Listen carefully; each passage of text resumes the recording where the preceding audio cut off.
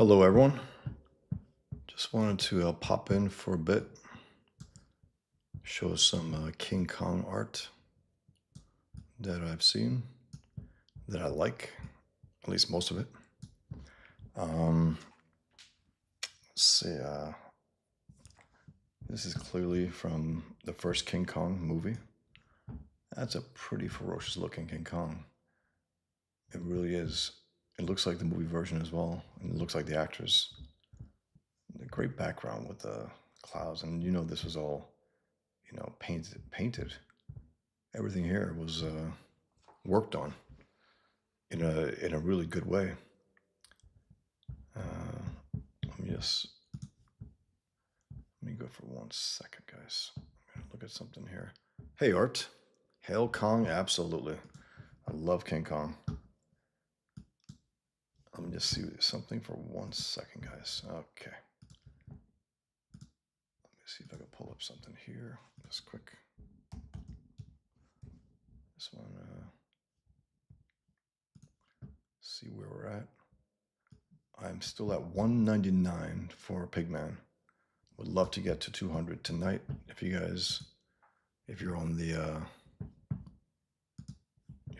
wall, if you're on the fence, I'll try to. Hey, Trevor, my man. Just doing a late night stream. Just wanted to show some. Oh yeah, big monkeys. That's a hell of a painting, isn't it, guys? This is I guess 1933. It was all painted, also all drawn, and really drawn well too. That's a pretty scary looking Kong. It's really good. Big long arms, short legs, and he's standing. It's funny. While I really love the Peter Jackson 2005 Kong, remake, I didn't like the fact that they turned him into a silverback gorilla. It's like he's not a gorilla. He's a movie monster. He's a movie monster, and he stands tall. He's not on all fours the way they made him there. That's the one flaw, I think. Outside of that, it was beautifully done. Really, he took such care. He loved it, and some say he overloved it, but I'm fine with that. I mean, he clearly loves Kong as a movie creature, as a movie monster, who has some, unlike all the other monsters, there's sympathy there. He's a beast, but there's something there. It connects us. It connects him with us. Unlike the other monsters. I mean, Godzilla. I put a poll out there: Godzilla or Kong? Come on, and people are like Godzilla. Yeah, but Kong's us in some ways. I mean, if you talk about like a humanoid type thing, he's more us. Yeah. Yeah, Trevor Jackson needs an editor. Many of the scenes were too lengthy, no doubt. But for me personally, I can't get enough. I got the 4 hour version, if there is one. I think 3.5 hour to 4 hour special edition. It looks. I mean, there was such care given because what happened was that he was working on King Kong officially, and then they canceled it. They canceled it for whatever reason, money wise, who knows what, right? And they were heartbroken. And then he says, "All right, I'll do Lord of the Rings." And of course he does that. It's a masterpiece. It's fantastic. It's so good, and it gets better and better. And then all of a sudden the studio's like, "Huh? How much did it make? Okay, you want to make Kong, right?" And then he said that he preferred the script that they made for the follow up. Meaning they already had a script. He goes, it was a little too, how do you call it? Not as deep, not as rich as it ended up being. And again, I do think a little over bloated, a little. And Jack Black was good in there, Trevor. He really was. He was all in. He was all in there, and just good. I mean, he completely played that character pretty dead on. Um, Adrian, I forgot his name again. The guy who played the lead. He's not exactly a lead, but he was fine in terms of acting, and he's a good actor. I always forget his last name. I don't know why. I forgot it earlier today as well. Hey, John. Yes, I'm just going through some King Kong art, Pigman art. What the hell? But there is something there. I will say there is something there because if you look at Pigman, sometimes it's not obvious. there's a little apish quality, a little in there. I wanted to push that a little as well. The long upper lip, the short nose with the big nostrils, coming through the snout, uh, hunched over a little. His arms are a little bigger, his hands are a little bigger. So there's that quality as well. There's something about that quality I like about beasts. I like the way Kirby drew the Hulk originally. The way he drew the thing with the short nose, long upper lip is something there that just brings up a creature, an animal, a monster. Hello, Mr. Gaming Awesome for you. By the way, I just made a drawing.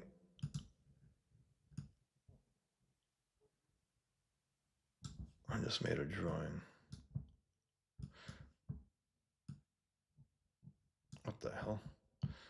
By the way, I don't know if you guys saw this. This is a drawing I made of the dummy actor, Anthony Mackie, after he screwed his movie. It's like his movie wasn't going to do well, and then he went overboard and got really stupid. I'll go back to King Kong 1 second, guys. I just want to, if you haven't seen this, I like the way it came out, actually, and it does resemble him. Captain America represents a lot of different things, and I don't think that the term America should be one of those representations. Anthony Mackie, who doesn't represent America, who went full retard, who has falcon eyes. I thought that was funny. Well, let me get back to Kong.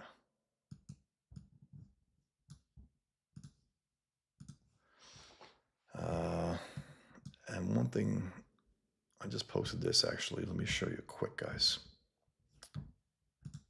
How the hell do I? Okay. What is that? Democrats with their paddles, with their stupid, stupid paddles. I just posted this.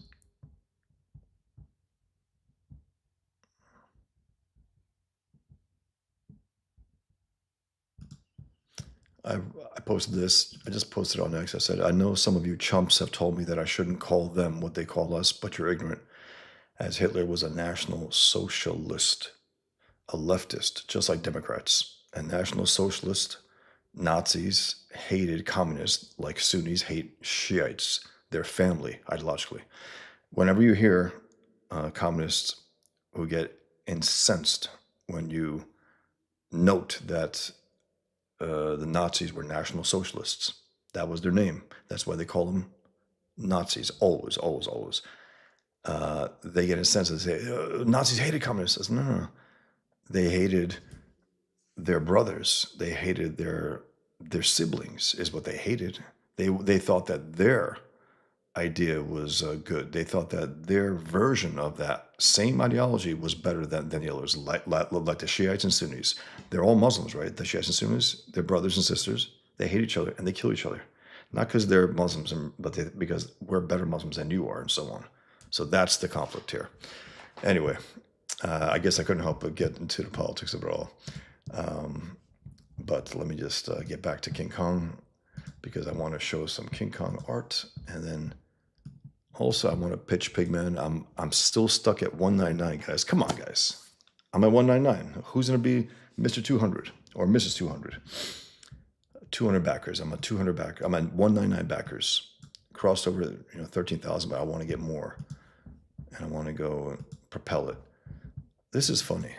This was like a book, My Side by King Kong. King Kong tells it as it really was. Look at that. He's lighting up his cigar. I mean, that's funny. Typed up by Walter Wager, typed up because, King Kong told him that.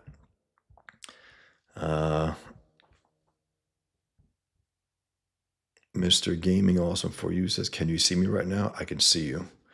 Why do you ask? Are you one of the freaks who like to come in here, or a decent guy? I can't tell. I guess we'll be able to tell at a certain point. Trevor says, usually I hate Jack Black. He's an overacting clown. Adrian Brody was serviceable, but came off as a bit of a pussy. Absolutely. He's not a leading man at all. And I didn't see his Oscar winning speech his second time. I guess that he won an Oscar. Suppose he went overboard and just took advantage of the situation. And, you guys cut me short last time. I'm going to, And someone said it's the worst possible speech for Oscars. I don't know. I don't know.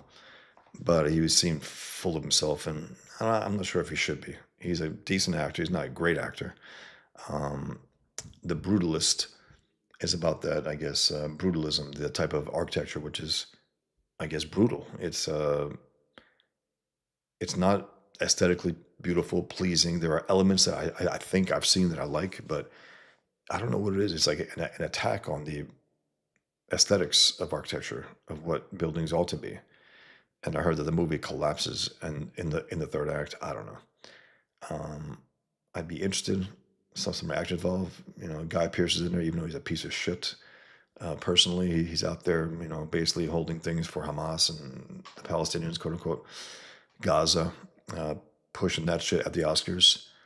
And then also the Oscars gave the best documentary, of course, to a propaganda film for the Palestinian terrorists. Of course they did. Of course they did. And there were documentaries about the about October 7th, but no, that's to be rejected. They're still irrational. The Oscars. They're still pretending that they have a shot at you know surviving the way they are, but they can't. They won't be able to. Um, Hello, Grifter.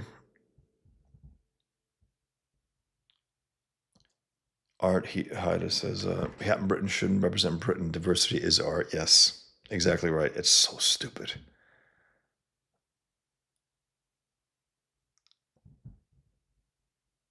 Trevor says they use the paddles because it's the only sport they could possibly be good at. That's right.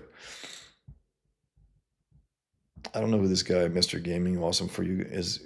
Do you guys know this guy? Is he a decent guy, or is he one of these hacks who will come in just to cause trouble? I can't say because I know that I've gotten a few of these guys. But if you're cool, cool.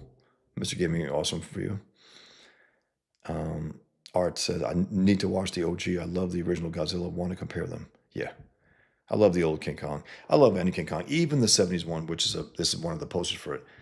For all its whatever, all the shit it gets, there's still, to me, it's still cool seeing Rick Baker, the great monster maker, Rick Baker, you know, create the suit and wearing the suit for the bulk of the movie.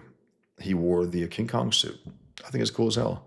He said by the end of the day, he had like an inch of sweat in the boots that he wore. I can imagine, I can imagine it was like that. But there was something very ferocious about this Kong when he was busting down the wall, and the roars that they gave him is pretty damn good. And Jeff Bridges gave it his all. I mean, he really did. Um, Charles Grodin was pretty funny as the, I guess, the oil tycoon, whatever. He was trying to get more oil there, and he found out that the oil will be good in thousands of years. It'll be legit in thousands of years. Pretty funny. Jessica Lange, I think, made her debut, I believe. She looked great in there. Yeah, it's not a great face right there. The old original King Kong there. It's a great color, man. Great color, guys. Look at this. This was a 1933 movie poster. Made him look like a less of a gorilla there, but it still looks cool as hell. And the difference in size, guys, in terms of King Kong. He's 25 feet in the first movie. He's even 25 feet in the remake, in the remakes, and then he's 200 feet in the recent Godzilla movies. They had to step it up in terms of having him be able to fight Godzilla. How could he fight him if he's 25 feet and Godzilla's 200 feet? It doesn't make sense. It loses all sense at that point. But still, it's like way out of scale. But again, even that, they're relatively dumb movies, but they're fun. And then you got a movie. I want a King Kong movie the way they made Godzilla -1. I want that type of great film, and where the humans are as compelling as the situations with the monster. And in that movie, Godzilla's a threat, a monster. He's not a guy who's saving the world. He's a monster. He's not something that the imbeciles who write these movies, the last few Godzilla movies, They were here before us, man. They own the earth. Monsters own the earth. What are you, stupid? That's the contempt, the self-loathing that Hollywood, writers have for mankind. They place Godzilla above themselves. He's a monster. He's a big dumb monster. That's what he is. And King Kong is smarter. He just is. I know there are probably people in here. Godzilla over Kong? No, no. We can argue that, but Kong can, even in these dumb movies, he can do what's it called? Communicate with that girl. He can communicate with her. Who's Godzilla communicating with? In what way? With his little tiny hands. Team Kong. That's for sure.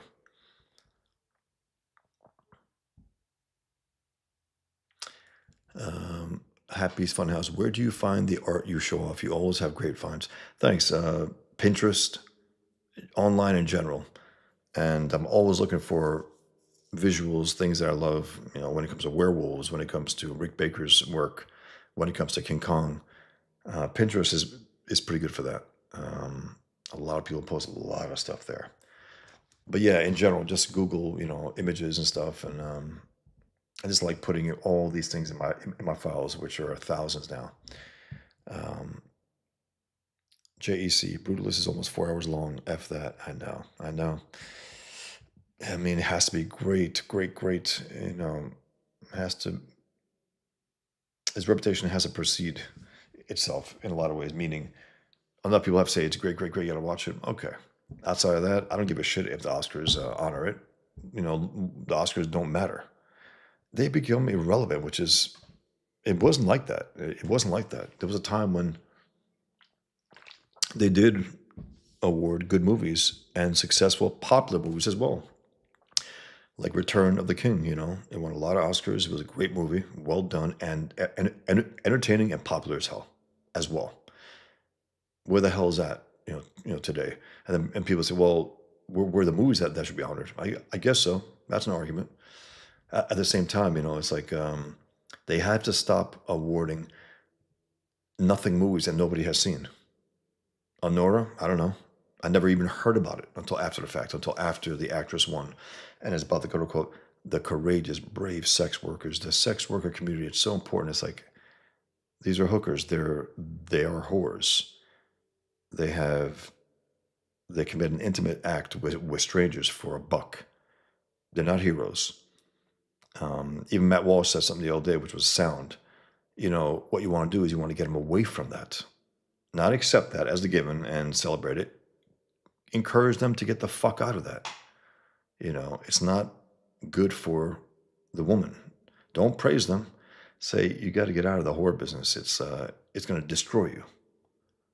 It will destroy you. So, yeah. Let me go through a few more.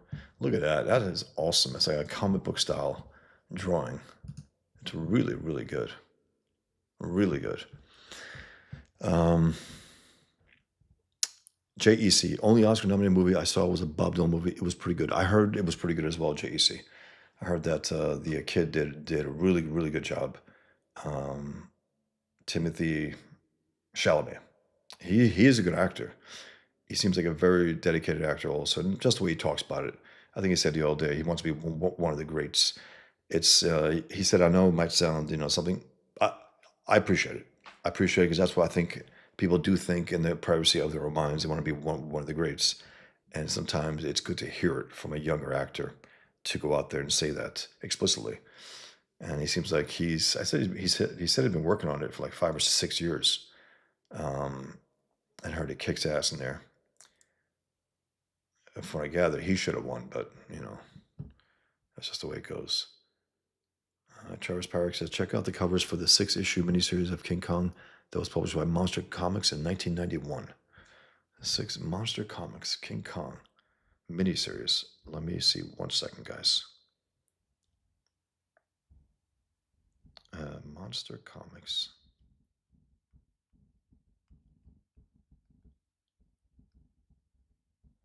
One second, guys.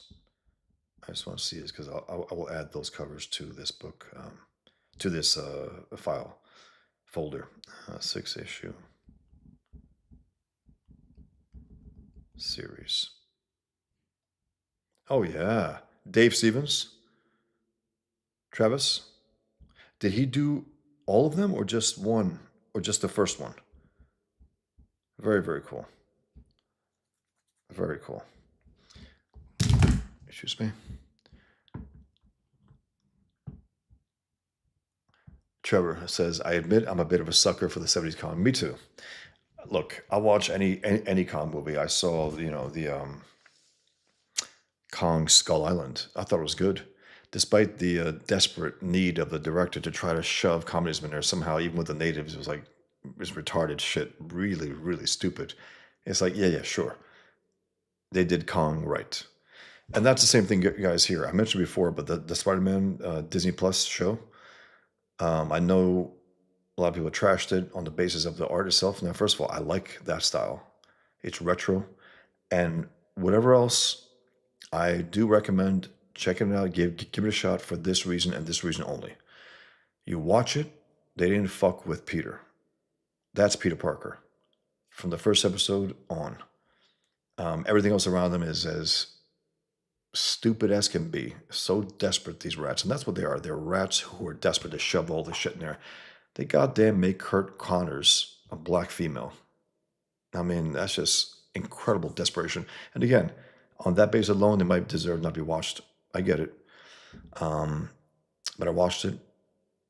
It's pretty well made, man. And I love the way they designed the ultimate suit, meaning that at the end, he finally puts on. And he designs it. Peter designs this particular version of the Spider Man suit, which looks like Romita Senior, like with the two lines, as I always mentioned. It looks sound, it looks good, and he's solid. And it's Peter Parker. He looks like Peter Parker. He acts like Peter Parker. He's a decent kid.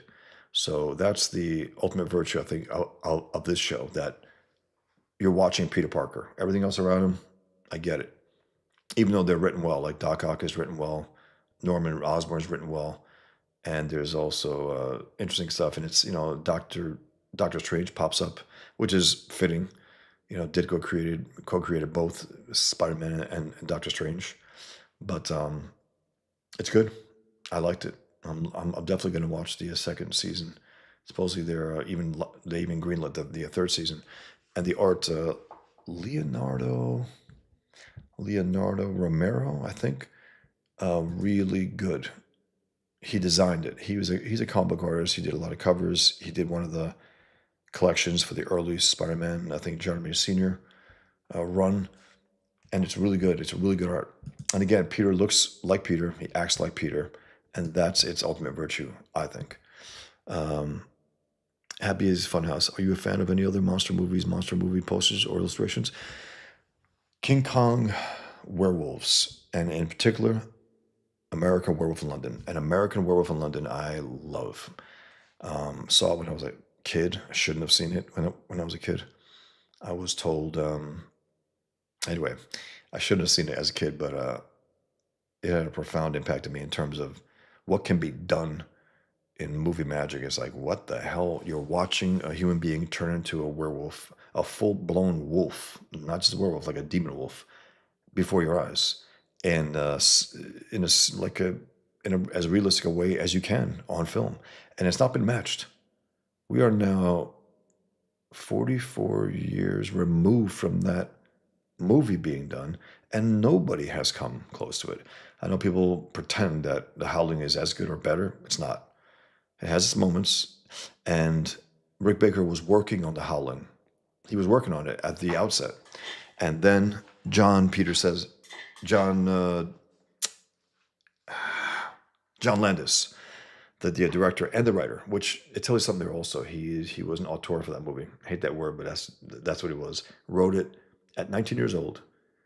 He said he was in a Balkan country, I believe it was a Balkan country, shooting a movie.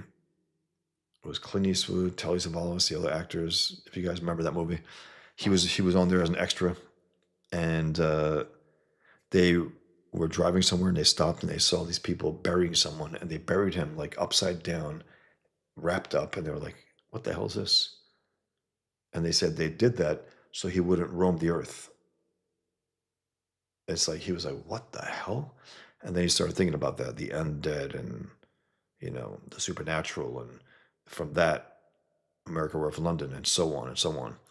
And then it took him a few years to write that, and then he always wanted to do it. And the studios were always like, "What? This is like it's a comedy. What is it? Comedy or horror? What the hell is this?" And then, of course, they rejected him at all times until Animal House and some other movies were like, "Hey, John, remember that werewolf story you had? Yeah, I think we're interested now." That's just the way it goes. These guys are businessmen. I get it.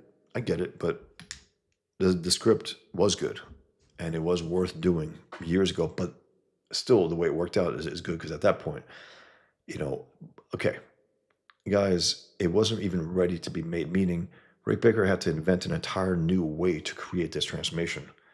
It was an innovative thing that he did.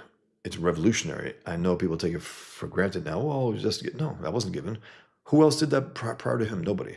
So my point is that he was working on The Howling there on set, and Landis says, "Okay, I'm ready to make my werewolf movie," because he was talking about it for years. He did Schlock with him. He made the ape suit for John Landis, and he goes, "Yeah, but I'm working on a movie." He goes, "Yeah, yeah, yeah, whatever. Get over here." He's like, "Shit." So I think he handed it over to someone, maybe his assistant or someone that he worked with, and but there was still a little Rick Baker in there, in the makeup department to some extent, in the monster maker department. So even if you wanted to say that that's better than that, well, Rick Baker had played a hand at least in some of and he didn't give it all away because there were elements that he used in America Werewolf in London that they didn't use in there.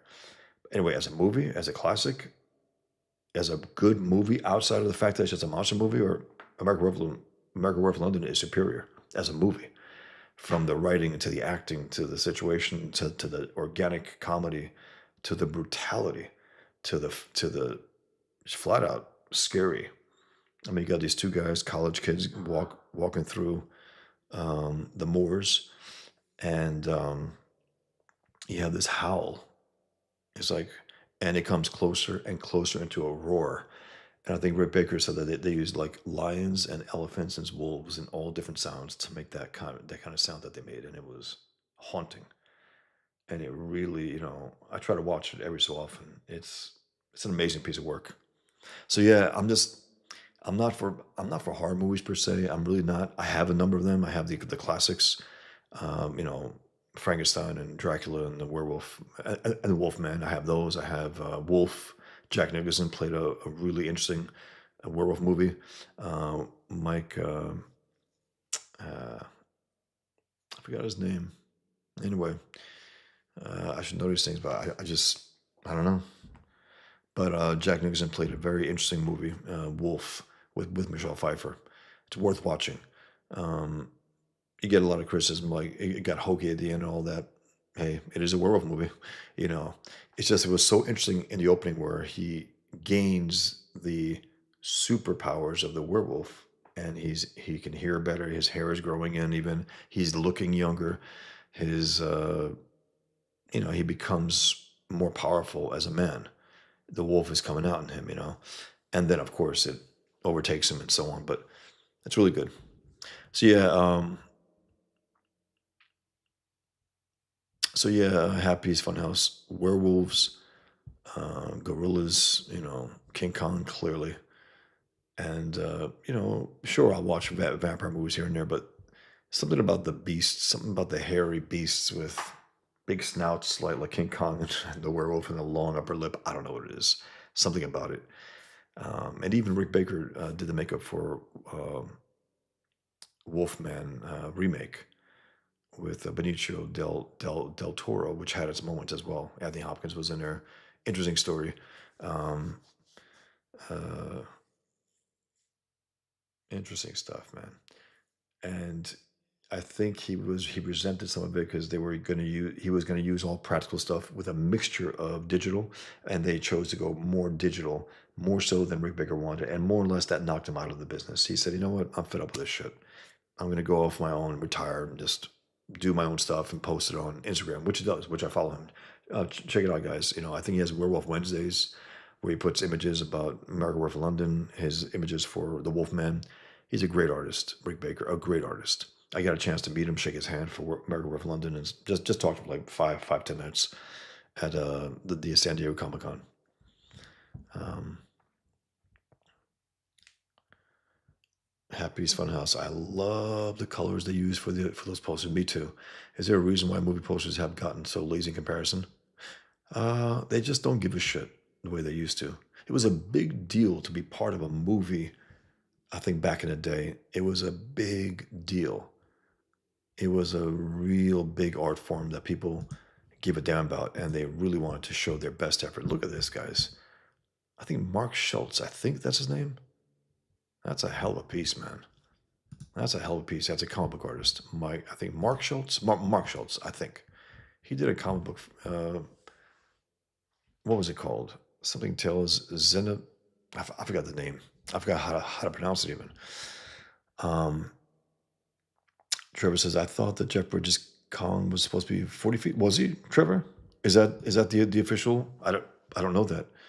But maybe because the wall, it looked like he was when he crashed through, it looked like he was really big, more so than the original one crashing through. I think that was very effective. And then choosing the Twin Towers that had just been built a few years earlier, 4 or 5 years earlier, I believe it just been built. So they wanted to use that as an angle, change it up a bit. And on the posters, he was standing each foot on each tower, but that's ridiculous because he'd be really, really, really big. And of course, in the movie, you see him; he has to jump as far as he possibly can with a great effort to get to the other side. And then you got Jeff Bridges wanting King Kong to destroy the helicopter pilots, and getting off on it. Uh, he gave his all, Bridges. I mean, he really did. He was good. He was good in there. Um, Cypher's Basement says the fun part is the speculation and conversation that ensues. I think he's popped in Cypher. Are you talking about anything in particular, Cypher? Let me know, or just in general. Trevor says, I hate the humanizing of the monsters. Yeah, Dracula's a devil that drinks blood, but not a little bit. Absolutely. They tried to sexualize and romanticize Dracula and vampires for so long. And I'm glad that there's a Nosferatu, an ugly fuck, comes out there and, that's what he should be. Even though, movie wise, a good YouTuber with this like Transylvania, accent, he said something like, he was praising the mustache that they gave Nosferatu, which was a big turnoff for people. Like, what the hell? Nosferatu's a mustache? You know, I don't know. I guess it works. JEC Art says, sorry, Omni says Godzilla's a god. He does what he wants. Godzilla. I think they're gonna make Goddess Zilla and Queen Kong next. I think, or I guess Woke is over, so they might not do that. There's another one coming also, guys. I guess it makes enough money where they're gonna make another one. Pretty forgettable. The last one also, that scarred orangutan type giant. Um, a lot of stuff going on, and it's just not interesting. The humans suck. The actors suck. There's nothing going on there. They have to. I mean, Godzilla minus one cannot come and go without them saying, "Okay, guys, we don't have to make these movies really stupid. Let's focus on some good human element here. Let's make them as interesting, if not more interesting, than the monsters. Let's get invested with them." That's the way they did it with Godzilla minus one. They invested the humans with there were real stakes involved. There was emotional, truth there. The guy was really hurting, the main character, really hurting. And he had to do what he had to do, and it was really, really well done. Art says, I always felt that they ruled the earth in the sense that they're a force of nature, like a tornado. There's nothing you can do to stop it. I get it, but they kept talking about things like that. Jeff Goldblum in one of the trailers for the recent Jurassic Park thing, like they don't care what we do, say. There's like, I don't like that. And I think it is a self-loathing on the part of the writers and the movie makers to keep pushing that. I can see if they mention it once, twice. That's a theme now that they own the earth. These dumb monsters who can create nothing own the earth. No. Force of nature, sure, absolutely. But they don't use that language, Art. I wish they would say, yeah, they're a force of nature, they're a tornado. They're big, dumb monsters, but they're formidable and they're dangerous and they can hurt us pretty bad. So just say that. You don't have to talk them up as if they're a match for us. I mean, please, in terms of that's a hell of a poster right there, guys. Climbing the Twin Towers. That's a hell of a poster.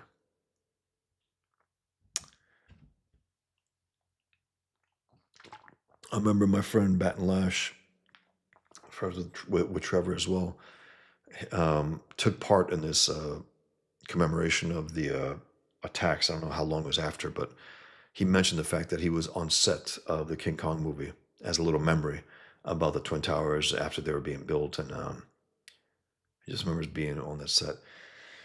That's a hell of a poster, man. It's really well done. Really well done. Very effective. Great angle.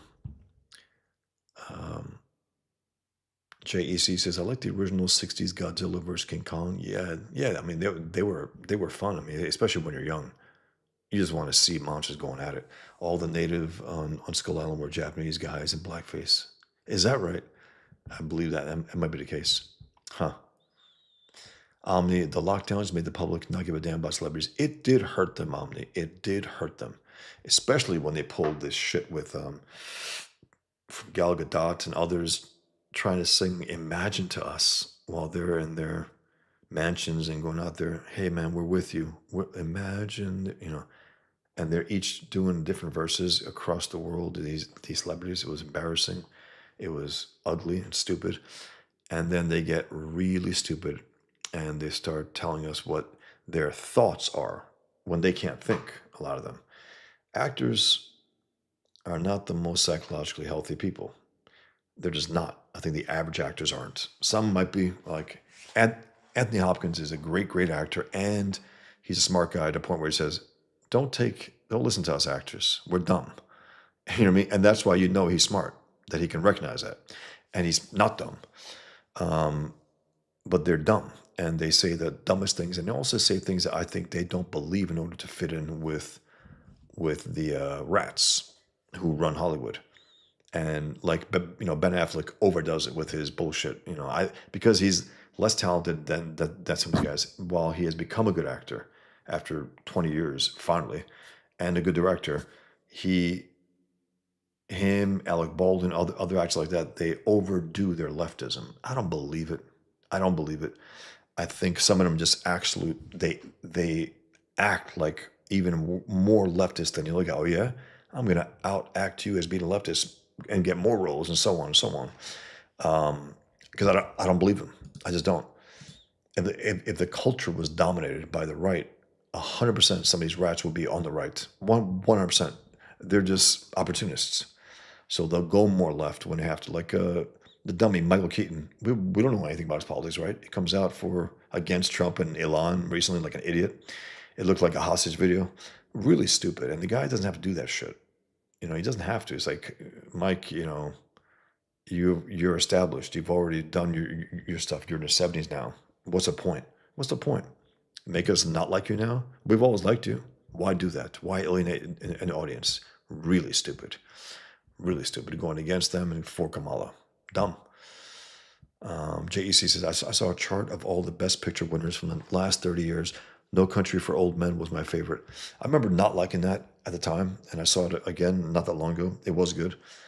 I was like, where the fuck's the ending, guys? And of course, the writers can say, well, that's life. Sometimes life has no endings, no stories. Yeah, I get it. But it was effective, and those guys are good, the Coen brothers. Happy's Funhouse says, how do you feel about superhero movies winning Oscars like Dark Knight and Black Panther? Dark Knight, fine. It's a great movie. Black Panther, absolutely not. That's ridiculous that it was nominated. Black Panther. I made a poster, Black Panther. That's insane. An Oscar-worthy movie, Black Panther? Absolutely not. Dark Knight? Yeah, absolutely. No doubt. Um, Return of the King? 100%. Of course. So I think certain movies could and should. Certain comic movies could and should win. Absolutely, no doubt about it. The Joker, the first one, Best Actor for Joaquin Phoenix. Yeah, I'm totally good with that. Um, but very, very few. Very few. Omni says, too bad he's a pansy who wears dresses. I'm not sure who you're referring to. Sorry. Maybe Godzilla? Yeah. He looks like he wears a big dress, you know? He's bottom heavy, you know? Um, Cypher's Basement says King Kong versus Godzilla. Remember King Leonidas versus the god that commanded an immortal legion? Kings stand tall regardless of the threat. I'm on Team Godzilla, but I recognize King Kong's potential. Yeah, in terms of, kings, they stand tall. I like when King Kong, when he stands. I don't like when he's, on his arms and all fours. That's just a gorilla. He's beyond a gorilla. He's this giant monster, you know, a humanoid monster. Look at that. That's a great one, isn't it?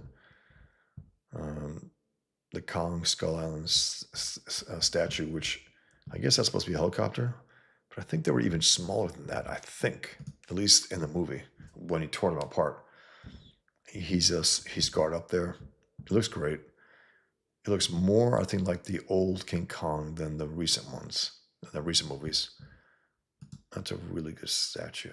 Really good. Um, Trevor Nielsen says Dave Stevens, Mark Schultz, and Frank Cho are the monkey scribblers of choice. They're great at that.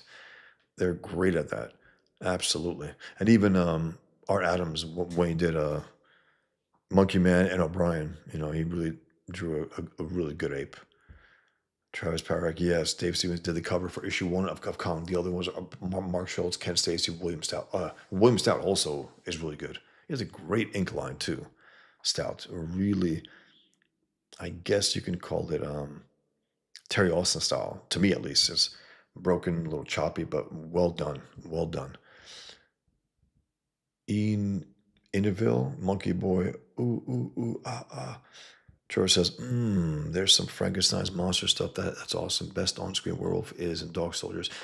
Okay, now I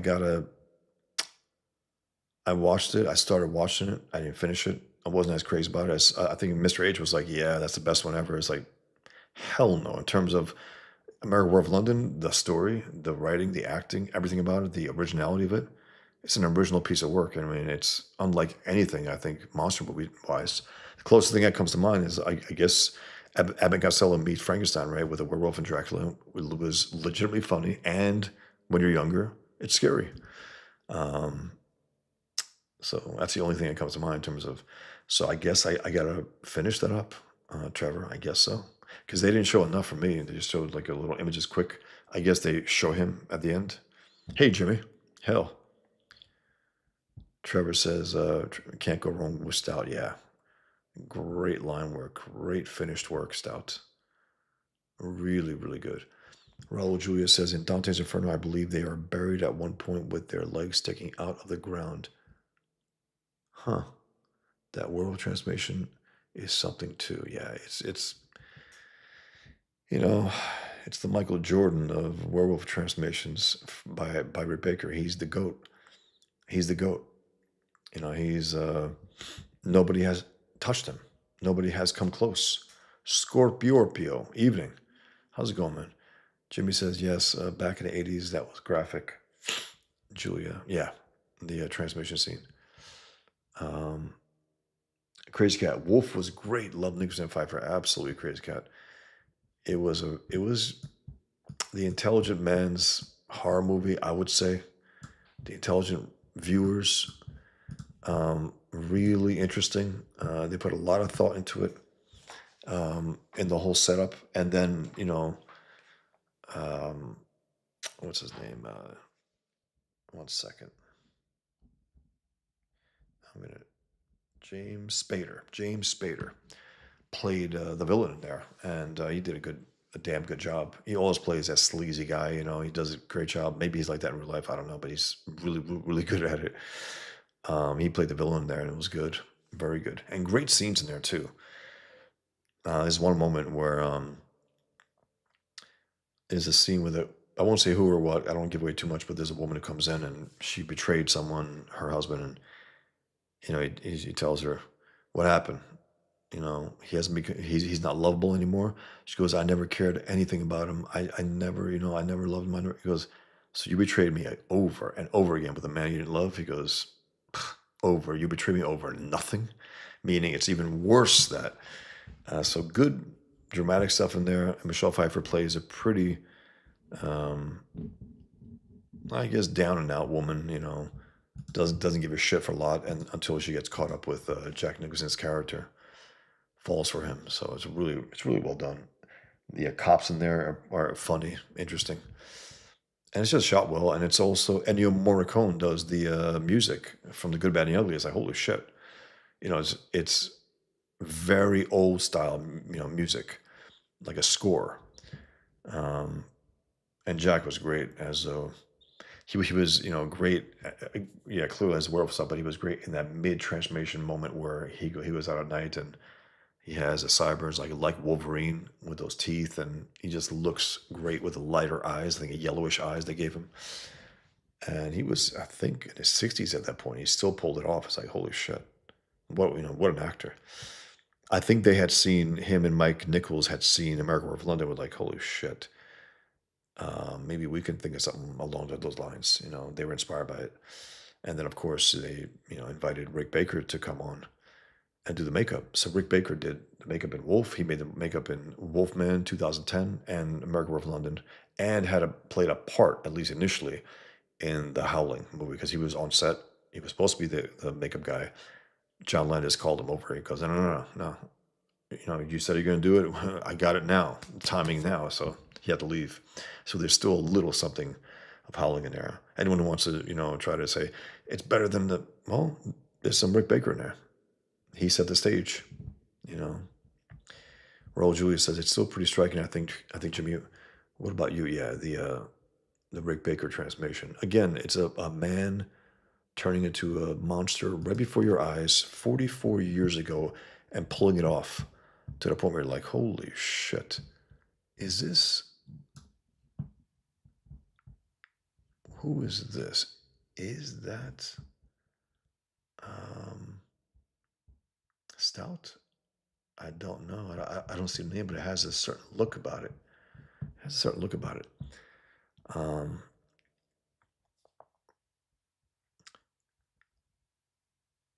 Trevor says there's horror movies and there's monster movies. Yep. I don't think they're necessarily the same thing. Absolutely not. You're right. You're right. Horror movies are that, to scare the shit out of you with these. And King Kong's a monster movie. I also think that The Werewolf is a monster movie. And also it's always a more interesting thing where you got this innocent victim, a decent guy who gets this affliction that's horrific, makes him turns into a ferocious, mass murdering beast. And it's whereas the vampires choose to do what they do because they could take themselves out by walking into the sun, but they don't. They're like, yeah, you know, I'll just continue doing this and prey on innocence. Um, I guess some movies they had some vampires preying on only bad guys, if I'm not mistaken, like a Dexter type thing. I might be wrong, but I remember something like that. At least maybe some shows or something.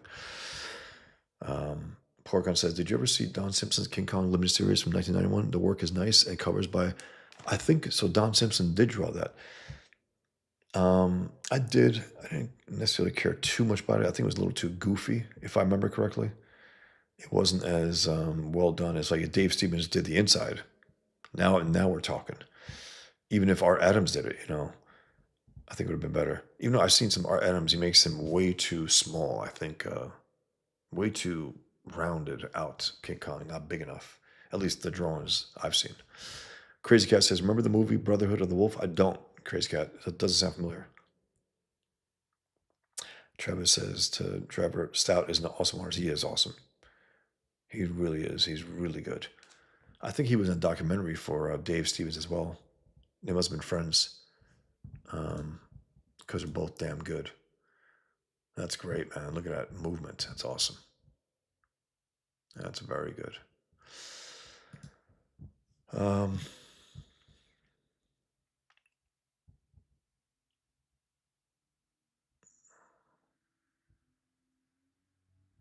Raul Julia. I wonder if Bosch likes the movie The Thing. Oh yeah. I mean, John Carpenter and Kurt Russell. Absolutely. Very, very scary. Very well done. Um, Toth did something along for that, I believe. He did some kind of images and it was really good, very effective, very stark, clearly for Toth. But he did things for that. I don't know what it was, pre-design work or something. Um, Interesting stuff, man. I got to get that. I got to show you guys at some point. I don't know where it is though. Is it on my files? It must be my files, but maybe it's some book. Probably it's some book that I have. I have every book that, except for one. The only Toth book I don't have is The Art of Alex Toth from 1970s, which I ordered from eBay. Was about to get it, and then I'm told by the seller that, oh, I spilled grape juice all over. I'm like, okay.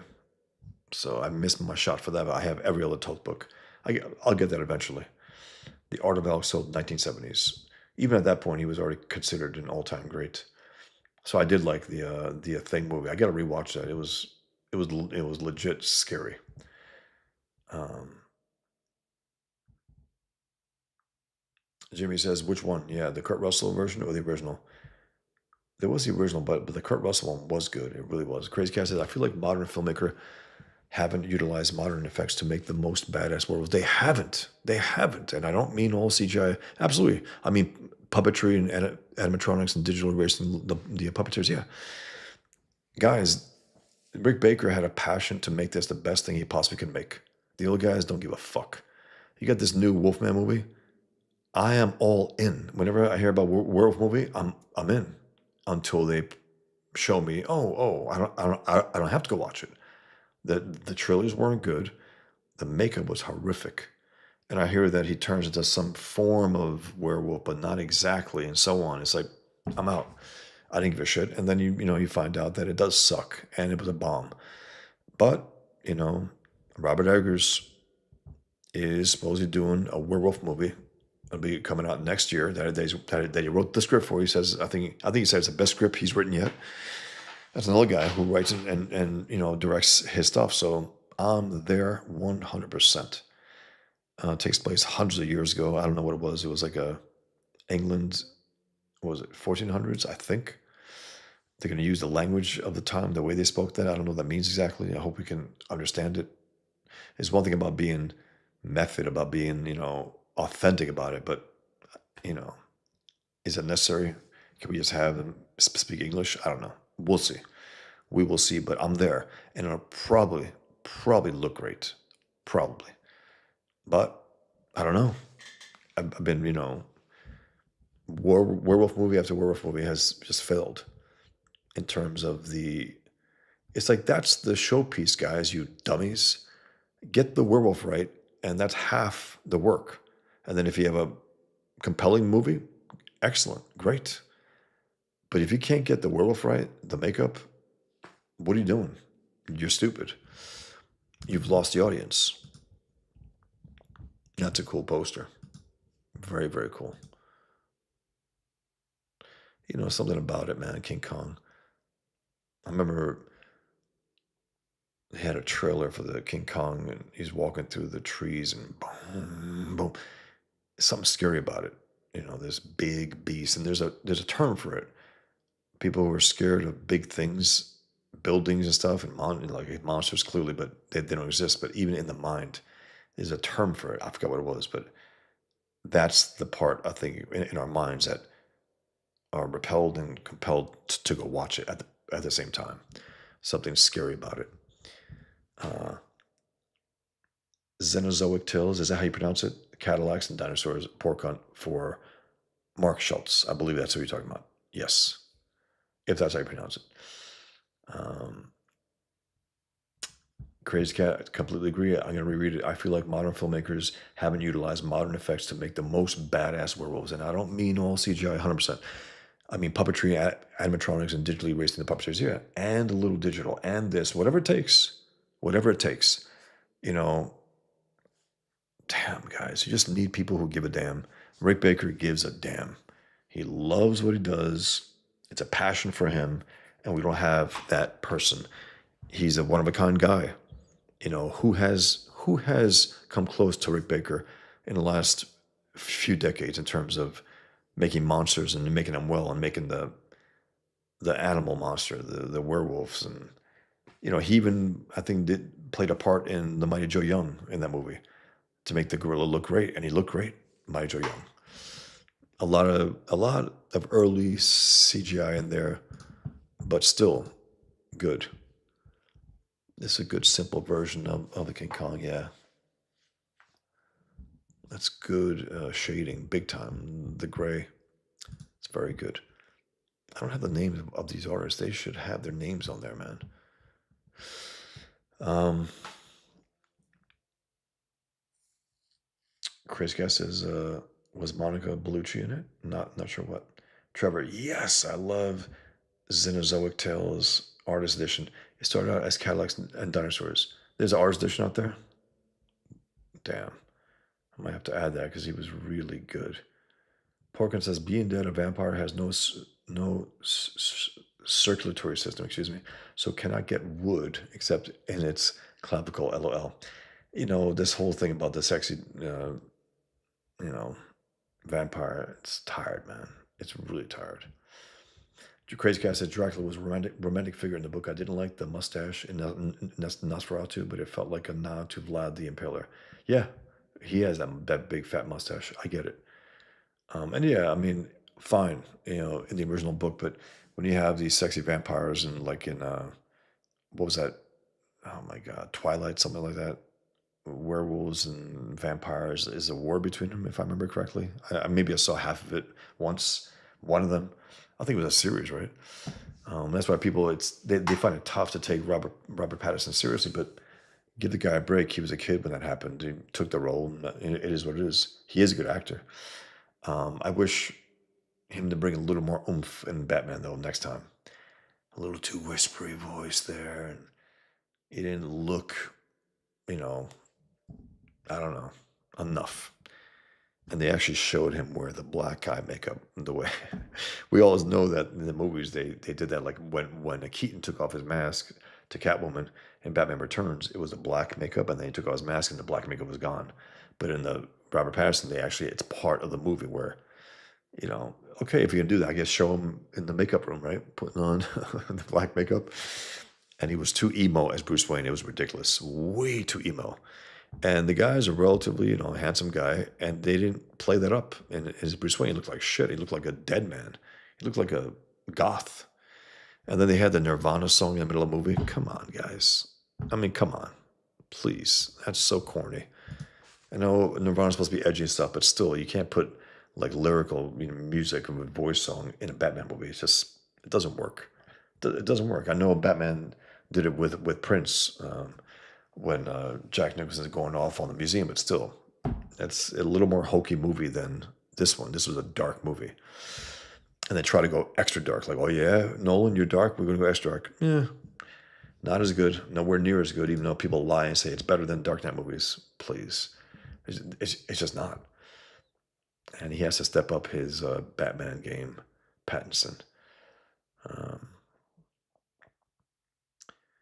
Raul Julia says, Jimmy, I'm referring to John Carpenter's The Thing. Absolutely love that movie. The bleak terror, the amazing transformation effects. Yeah, yeah. It's very hard hitting, very hard hitting. And they were serious guys making a deadly serious horror movie. It was good. Huh. Dennis Rodriguez says Nosferatu had a cheesy mustache and invaded Poland. That's funny. David All says Godzilla Minus One was a fantastic movie. Own it.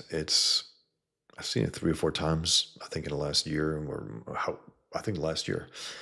It's great, and the human element is great, and that movie is flies in the face of all these idiots who say it's just a monster movie. Let's make dumb movies. It doesn't have to be dumb. It doesn't have to.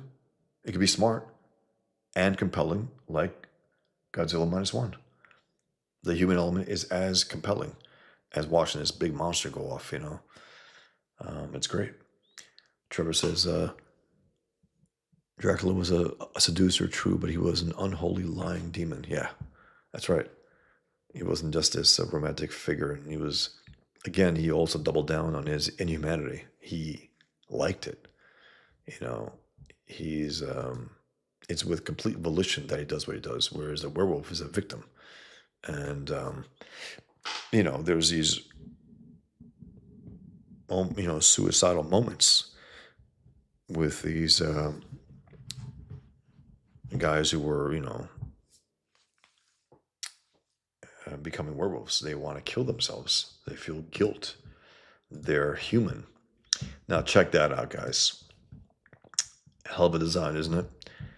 Brilliant. Absolutely brilliant. It could be the work of Ali something. I forgot his name. It's not on here, but I try to find the artist. I couldn't find it. It could be work of something. A guy named Ali something. I forgot his name, but he's really good with this kind of brilliant. The design work. That's brilliant. Using his name as the teeth. It's brilliant. Beautiful. I think that was for a Broadway play. I think also. Well, this is the novelization, but I think they also made a Broadway play. They had actually like a Broadway play with a big, I guess, figure of King Kong in some capacity. Um, Crazy Cat says Monica Bellucci was also in Bram Stoker's Dracula, where she sets her boobies free. Remember her popping up between Keanu Reeves' legs? Okay, she was one of Gary Oldman's Dracula's women in there. Huh. I guess if I remember correctly, I think she was. Yeah, beautiful. She's still beautiful. Um, Jimmy says he agrees that the remake. Sometimes remakes are better, guys. They just are. The Thomas Crown Affair, right? Steve McQueen and Faye Dunaway. Steve McQueen, I hear he's a great actor. I don't know exactly. I did like Bullet. Great actor, a lot of range like Brando, James Dean, this and that. I don't think so. Like Montgomery Clift, I don't. He was more of a pose than he was like a deep, serious actor. Paul Newman in The Verdict, would blow away. Sorry, McQueen. He would blow him away as an actor. And Paul Newman, he was also he basically got the leftovers of James Dean's roles after James Dean died. He got two movies that James Dean was supposed to do, and then got his career through there more or less.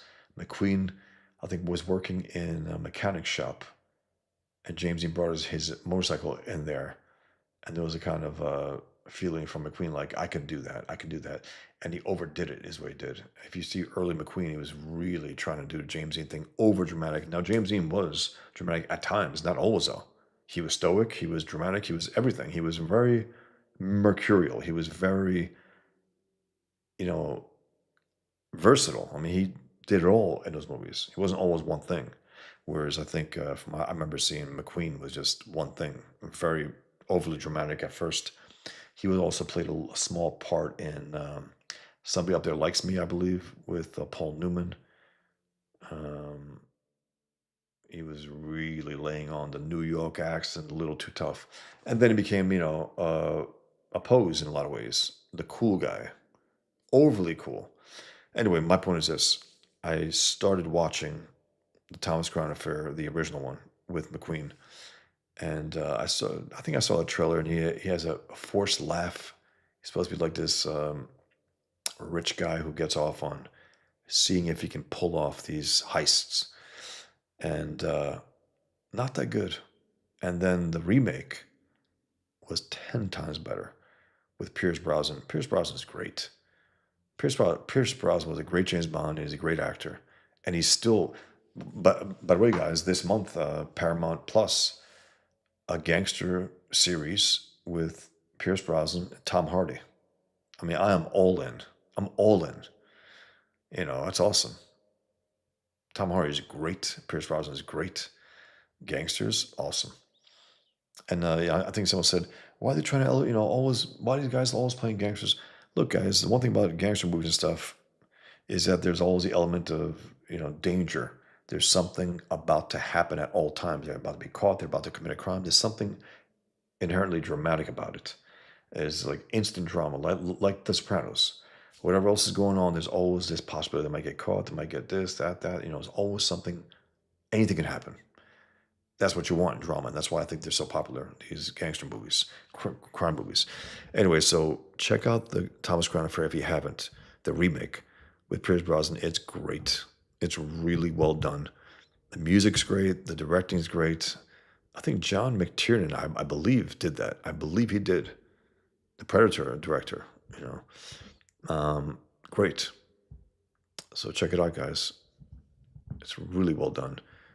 Renee Russo, I think, plays the woman. She does a great job as well. It's just so well done. Um,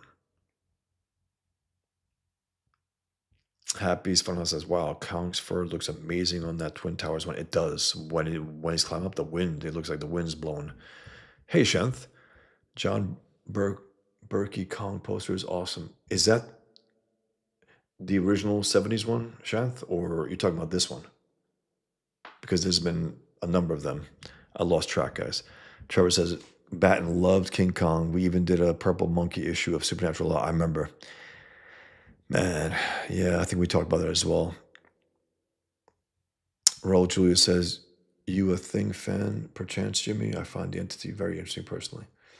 Crazy Guy says, "Celebrity decline started with them being present on social media, tweeting out every inane thought well before the scandemic. It was a gradual decline. The mystique was lost. They were no longer legends." Absolutely right, Crazy Cat. They got really stupid. They got accessible in a way that you don't want to be accessible in terms of, you know, the reach. I mean, you can get, you know, actors like what's his name? The guy who plays Captain America, Chris Evans. They call him a piece of shit online because he asked for it. You know what I mean, can you imagine like Clark Gable getting a letter, "Hey, you piece of shit"? And he's like, "What the hell? I don't got to deal with this shit," and so on. It's a different era. I think Anthony Cumia mentioned that a little while back, which is funny. A guy like Gary Cooper, like Clark Gable, and so on. "Hey, man, you suck." These guys asked for it. They also blow up the idea that we don't know anything about them. We don't know much about Christian Bale. That's good for him as an actor. We don't know much about him. We don't know much about Christopher Nolan except his movies. He never talks about politics. And usually what happens is this. When you have an actor out there who doesn't talk about politics, they're usually not leftist. Whatever else they are, they're usually not leftist. Henry Cavill, we don't know anything where he stands. That's why he probably stands not on the left. Let's just say that. Whatever else he is, that's where he doesn't stand because we don't know anything about him politically, and we shouldn't for actors. I mean, artists are a different story. You're writing stories. You want your beliefs there. You want your politics in there. It's part of it. And this idea, and I will push back on it with anyone. I think Mike Barron and Chuck, they talk about it. I think they come from the old school where we're doing entertainment, not politics. I get it, guys, but Mike, Chuck, your politics are in your stories, even if you don't think they are. They're in there. It's inevitable that we know where you stand politically. So this idea that's all about entertainment, sure, it is entertainment, but it's also getting our ideas, our beliefs, our thoughts in the story. It's part of the whole deal as an artist. You know, it's inevitable. And also one thing, the left's going to go explicit with their stuff over and over again, and the right, no, we just do entertainment. No, it's not smart. Get your thoughts out there. Don't bash people over the head with it necessarily. Integrate them within your story, fine, but it's okay. It's legitimate to get your ideas out there. And I really appreciate the fact that Ethan does talk about the fact that, yeah, our politics are important. We do express that within our work. The Vespas are like the collective, the left, the communists. That's what they are. The Islamic enemy, that's what they are. They're a collective evil force. And that's a metaphor for that. I remember this poster also. Very effective also. The most exciting original motion picture event of all time. I don't know what that means, original. It's a remake. What? These Dino De Laurentiis, like, what the hell are you talking about? But it worked. It definitely worked. And they made him, it's funny. It doesn't fit because he's standing on both towers and she's pretty big. And how would she fit in this building here. It's like doesn't necessarily go. The building's a lot bigger than it would be, but it's fine. It's a dramatic image, and they show the Empire State Building, his old stomping ground, on the same poster, which is pretty cool. By the way, that ending of the Peter Jackson movie, incredible. The way they did the fighter planes, and the imagery was fantastic. Look at that, man. How dramatic is that? How dramatic is that? It's fantastic. The lighting, the color, holy shit. Trevor says, I think most actors are only mid-level IQs. They have to be super self-absorbed to do their roles. I believe that as well, Trevor. Not the brightest people. They are, a lot of them also come into the field lacking a strong self. And that's why they're like a cipher. Like Robert De Niro is an idiot, absolute imbecile, and a great actor because I think there's nothing going on there. He's really stupid. He's a product of his surroundings, whatever is out there. Okay, I'm in Hollywood. Okay, they hate Trump. Okay, I'll hate him more. He's really, really stupid. And we didn't know much about him. We just knew that he was a great actor. And then he realized, oh, he's an idiot. And now he doesn't give a shit about being a great actor. Huh. Okay. That's really stupid because that's all you were known for. And now you're not even known for that anymore. You suck. It's just terrible. It's terrible. You can still watch Raging Bull and say he's great. You can still watch Godfather 2 and say he's great. You can still do that. You can still watch Midnight Run, and which is a legitimately great movie. It's great. Charles Grodin, Robert De Niro, fantastic. The writing, the acting, the music, everything about it, it's great. But that's 30, 40 years ago now. Jeez. Crazy Cat says, I just have a natural Mr. Skin wired in my brain. Carpenter's thing was super cool. The ending was perfect as who was infected. Earl Julius says, I remember from old writings where they would talk about actors, how they are liars and tricksters and degenerate people. That's funny. Untrustworthy parasites in a lot of ways. They look at their friends as material and so on. They pick up things from everyone. But it is an art form, guys. It is great when it's great. It is great when it's great. Actors themselves, maybe a different story. And again, there are some that are just great at what they do and they don't get caught up in the bullshit. They just don't. Let's go for a few more here. Look at that. That is awesome. The font, everything about this. Really, really good.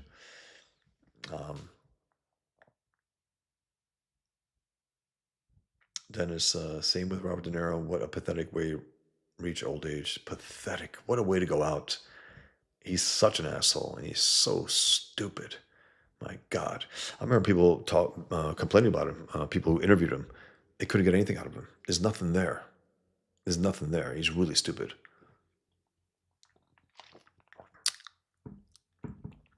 Crazy Guy says, if Heath Ledger hadn't died, he never even would have been nominated. That's possible.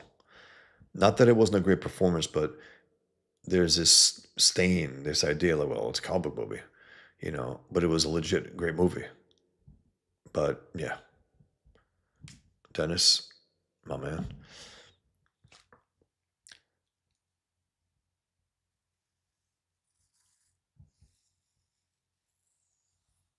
Happy Funhouse says that was the same thought I had about No Country for Old Men's ending. I loved it, but left me flabbergasted. Yeah, I was like, oh, did this movie just, was there a problem? No Country for Old Men was unsatisfying with its lack of resolution with no redeemable characters. Yeah, we was Kongs and shit, yo. Mike Hunt says, "Go to bed, Bosch." Huh. I did a stream about 12 hours ago. Jimmy Lumberjack said, I get that, but I believe the filmmaker was telling us there are no happy endings. Yeah, that's clearly, it was their own way of doing it. They thought they were being clever, I guess, but it's unsatisfying.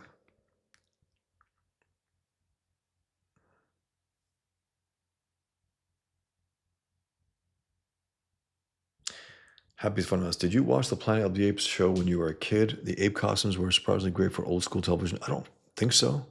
I don't think so. But I love that. That first one was great. That first movie with Charlton Heston, great. I know that, and I did like the ones from a number of years ago with James Franco. They were good as well, and the one recent, it was good. It was actually really well done, and the special effects, and also the ones, yeah, the War of the Planet of the Apes. I think the third one, the guy who's making the Batman movies now, um, Matt Reed, is that his name?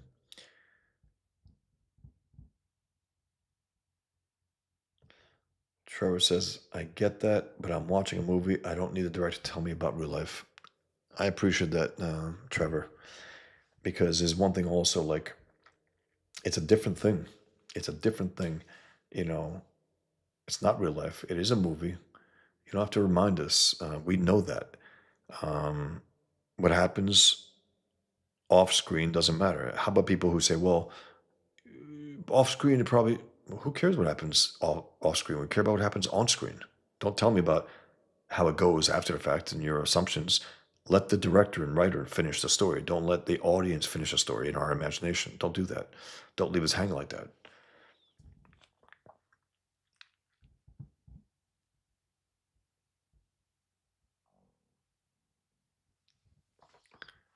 Comic Books in Cahoot says, "Have you checked out Dracula by Kelly Jones and Matt Wagner?" Maybe. It sounds familiar. I don't know 100%. I know I had a recent, let me show you something.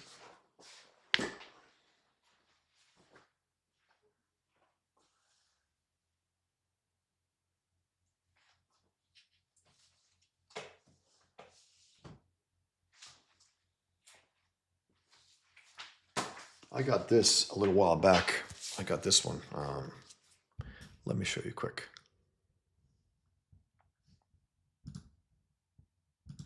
I got this a little while back. Dracula hardcover. Basically, Bram Stoker's Dracula with Bela Lugosi as the, Dracula. Cary Gamil, if you remember, if that's how you pronounce it. I always ask that because I seem to mispronounce all these actors, all these comic book artists' names. Look at this, guys. It's really, really good. You know, he struck comics years ago, Superman comics and all this stuff, and then he came strong and did this a few years ago, and it's really good.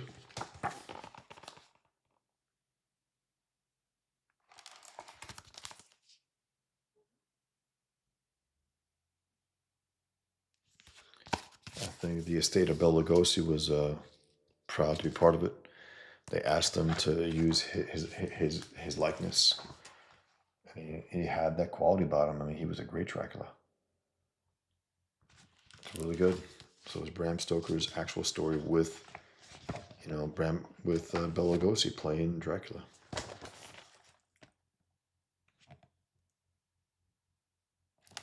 Really effective.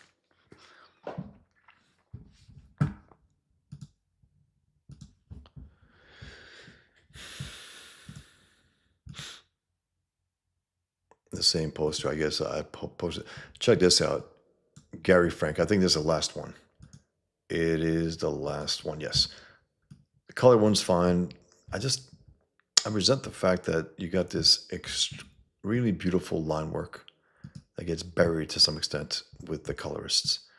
They just have to respect it a little more, bring it out a little more. Don't be so willing to just bury it underneath your color.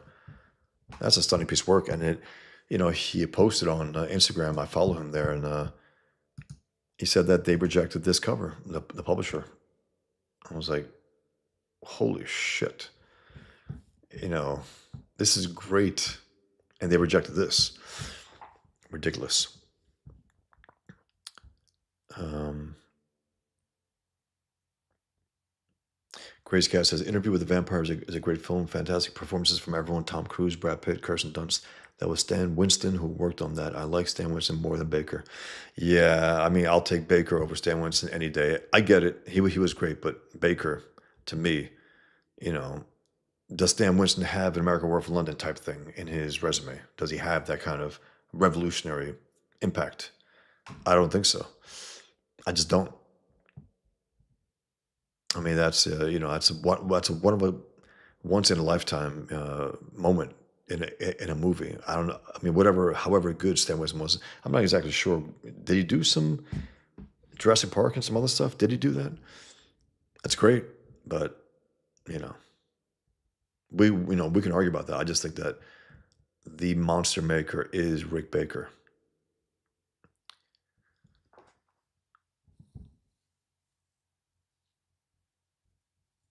Mike, who might be drunk, says Frank Miller drinks. Maybe if I drink more, I can be successful like Miller. Keep drinking, Mike. Trevor says American Werewolf is a better story, but the werewolves and dog soldiers are way cooler. Huh.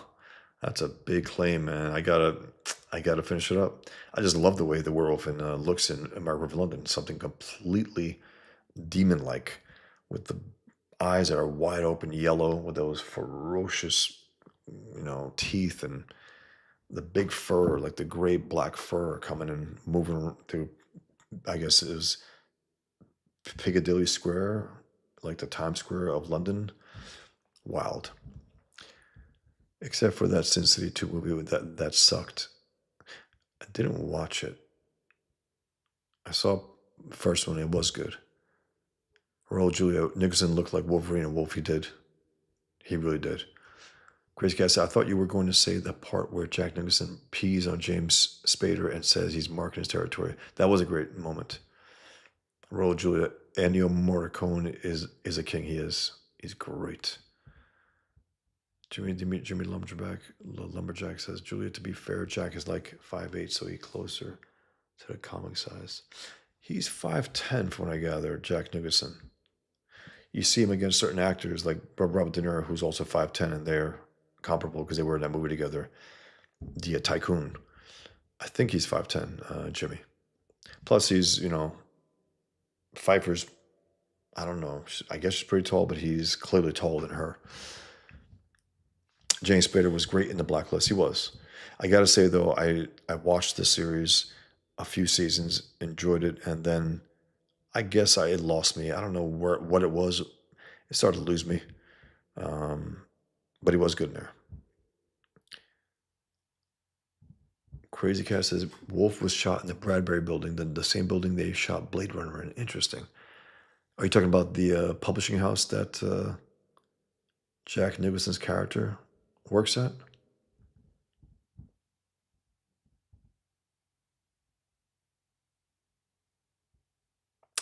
Stout. Shanth, yeah. William Stout. He did some great stuff.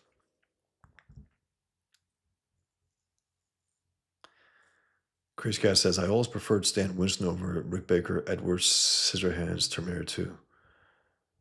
Yeah, he's good. I mean, he is good, but impact wise, I mean, honestly, Rick Baker, that movie alone, Rick Baker, American Werewolf in London, where he got a Academy Award for that, they actually created a category just for him for that movie. Shanth says it's Bill Stout for Mondo posters. Which one are you referring to, Shanth? If you could remind me, the one with the King Kong and the teeth. They spell out the word. Is that Stout? It doesn't look like him. I might be just reaching, but I just don't know. He's a lot more that fine Terry Austin type finish work that he does. I love the very fine detailed ink, the small choppy lines. It's funny, Crazy Cat. You want to go at it with Rick Baker and Stan Winston? I'm sorry, man. I mean, phew, I think Stan Winston sells his creature effects more convincingly than Baker. I don't know about that. Has he made it a werewolf out of curiosity? I don't know if Stan Winston never has. I think he was probably afraid. Crazy Cat. um, Trevor says, I love monster movies. Horror tends to be too formulaic. Yeah. There is a difference. Definitely is a difference. Raul Julia says, as an objectivist, would you kill yourself, Bosch, if you were made into a vampire? I think that's an interesting philosophical question. I mean, I would try to figure out a way to maintain myself without doing that some way, somehow. I mean, I don't know. It could be a way out instead of preying on victims, finding a way to survive. Possibly. Um, I don't know. I never thought about it. But yeah, there must be a way to survive without being a monster. Um, Hill, Tarks 9. At work, we'll be lurking gaming. Cool. Crazy Cat says, though Rick Baker did a great job on Tim Burton's Ed Wood, a restrained and subtle makeup job on Lando to transform him into Bela Lugosi. Yeah, that was a great makeup job because he didn't look like Bela Lugosi. He doesn't look like him at all. It was all wrong, and he made him okay. I get it. It looks resembles him. I don't know. He did some stuff. He thinned out the top upper lip. I think he thinned it out because it was too thick for Bela Lugosi. And Bela Lugosi had a pretty thin mouth, and he had this toothless smile in a lot of ways when he spoke, and that was part of the look. Gary Oldman did that in a moment in Bram Stoker's Dracula that Francis Ford Coppola directed. He did that similar mouth thing without the teeth. It's a strange look, but it's something that Bela Lugosi really was good at, and I think Gary Oldman is clearly trying to channel that. I believe I might be wrong, but that's what it came off like to me. Um,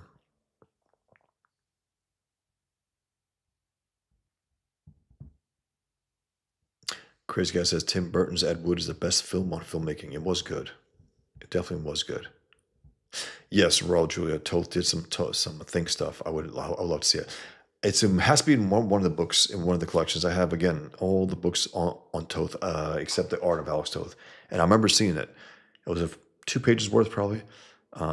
Very high contrast, dramatic images that he did in some form for the production. I don't remember exactly. I don't know what it was, but yeah, he definitely did. Trevor says the thing is that rare monster horror that works. Also see Alien and Hellraiser. Yeah, Alien's great. Huh. Jimmy says lost a girlfriend when she said that movie sucked. Kicked her to the curb. Hell yeah. Chris Guy says, I hope you kicked her to the curb from the bed. From bed. Wise move. Very funny. Okay. Art says I was disappointed with Nosferatu, so not hyped for his Wolfman. He's made some good movies. I haven't seen Nosferatu yet. I planned to watch it. I had a chance to watch it. Didn't work out. I've seen images. I've seen clearly the trailers and some behind the scenes stuff. Um, I hear you, but I'm still gonna watch the werewolf movie. I will be there. If you ask me werewolf movie or vampire movie, werewolf movie all the way. Um,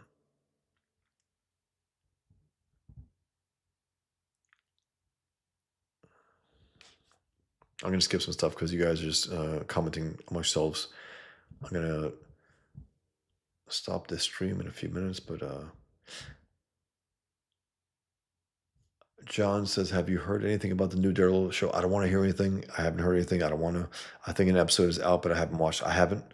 I have to wait till Saturday. I have to watch it with someone. I promised them that. I just want to watch it with someone. Um, the word is though. The feeling is that it is good. That's the word. That it is good. It probably is. Again, all the actors are there. I don't think they would have gotten back. I don't think they would have gotten back if it sucked. But then again, some actors just do it for money. They absolutely do. But we'll see. Travis Parrick says, Bosch, do you have Alex Toth's Hot Wheels comics that DC Comics publishes? Nice. I do have a few of those. The professionals were discussing it on their panel. Oh wow, I do. I have. It looked like I have. I had the original art images. Someone scanned them or something, and they put them online, and I was able to put them into one of my folders. And they showed parts of it in some of the Toth books I have. It's great. I mean, it's just great. So yeah, megalophobia is the word you were looking for. Happy's Funhouse. I think you might be right. A fear of large megalophobia.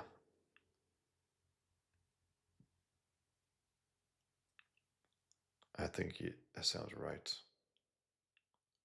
even though nothing comes up here. Some of these dictionaries suck. It's like the internet has more, a wider. I even pay for this, dictionary as well. I like to still megalo. One second, guys. Okay. Megalophobia is an anxiety disorder that causes an intense fear of large objects or spaces. It can cause panic attacks and interfere with daily life. Interesting. Yep, that is the word. Thanks, Happy's Funhouse. Yep. Megalophobia. It's interesting. And I don't think it's just some kind of like a syndrome. I think it might affect some people. And that's why a part of us is both repelled and interested in watching some of these movies and monsters and on the IMAX screen and get the full effect and all that.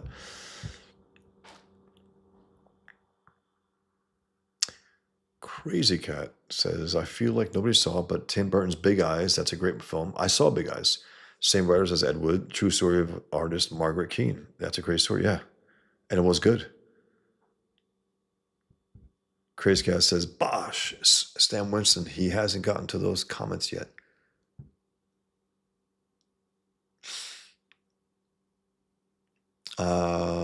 Don't know what you're talking about, Crazy Cat, but I'll get there eventually. One second. One second, guys. Thanks, Beater, by the way. Appreciate it, guys.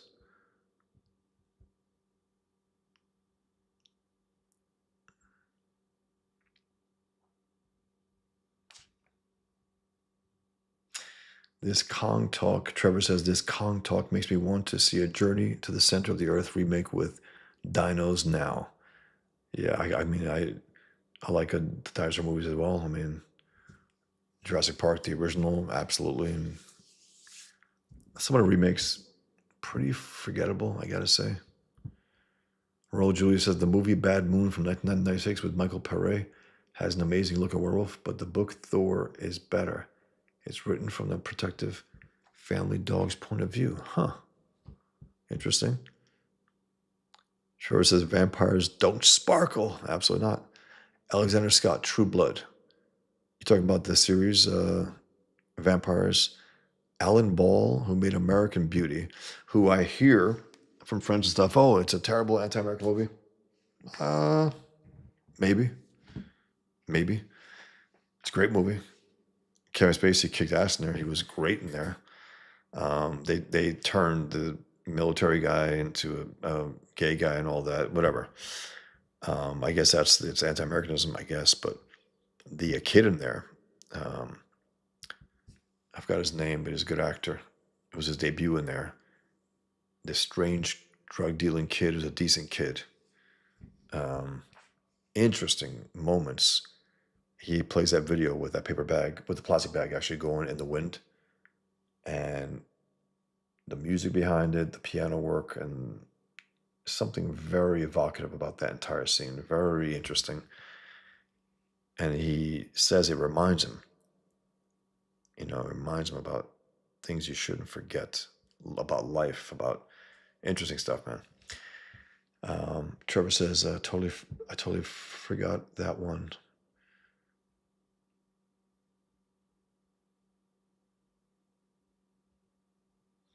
Bro, Julie says the werewolf looks fucking badass.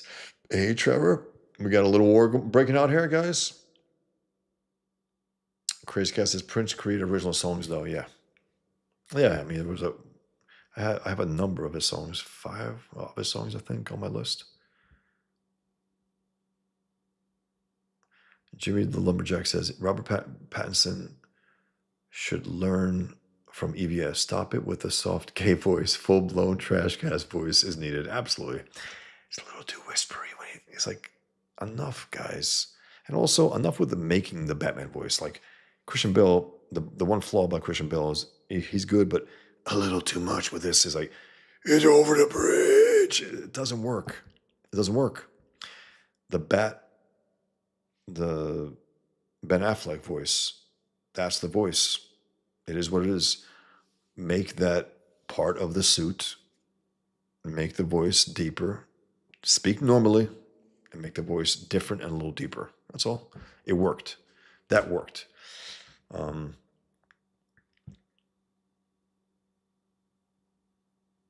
I'm skipping some comments here, guys.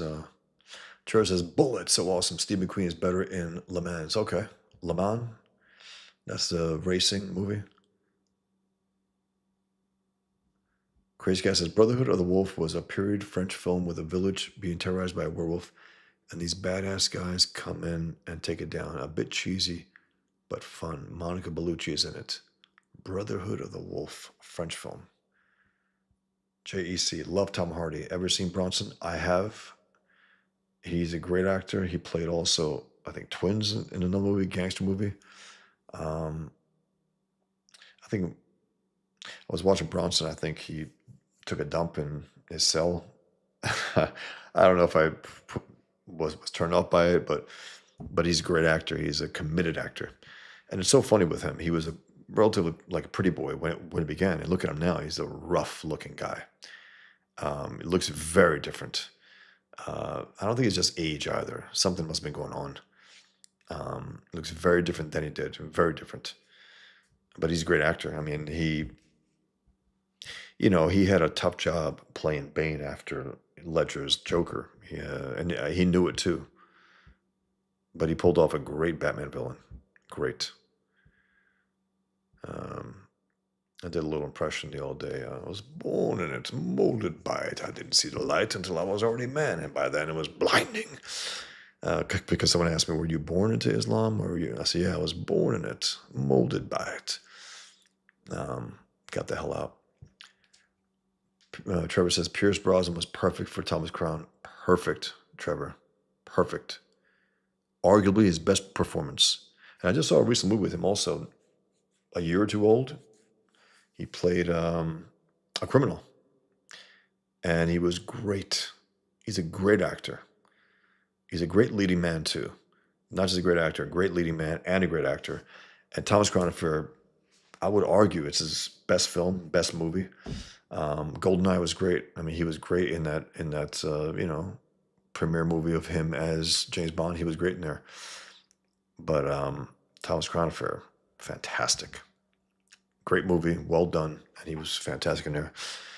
Happy's Fun House says, how did you feel about the ending to the McQueen version of the Thomas Crown Affair? I did not buy his and Faye's romance. I don't.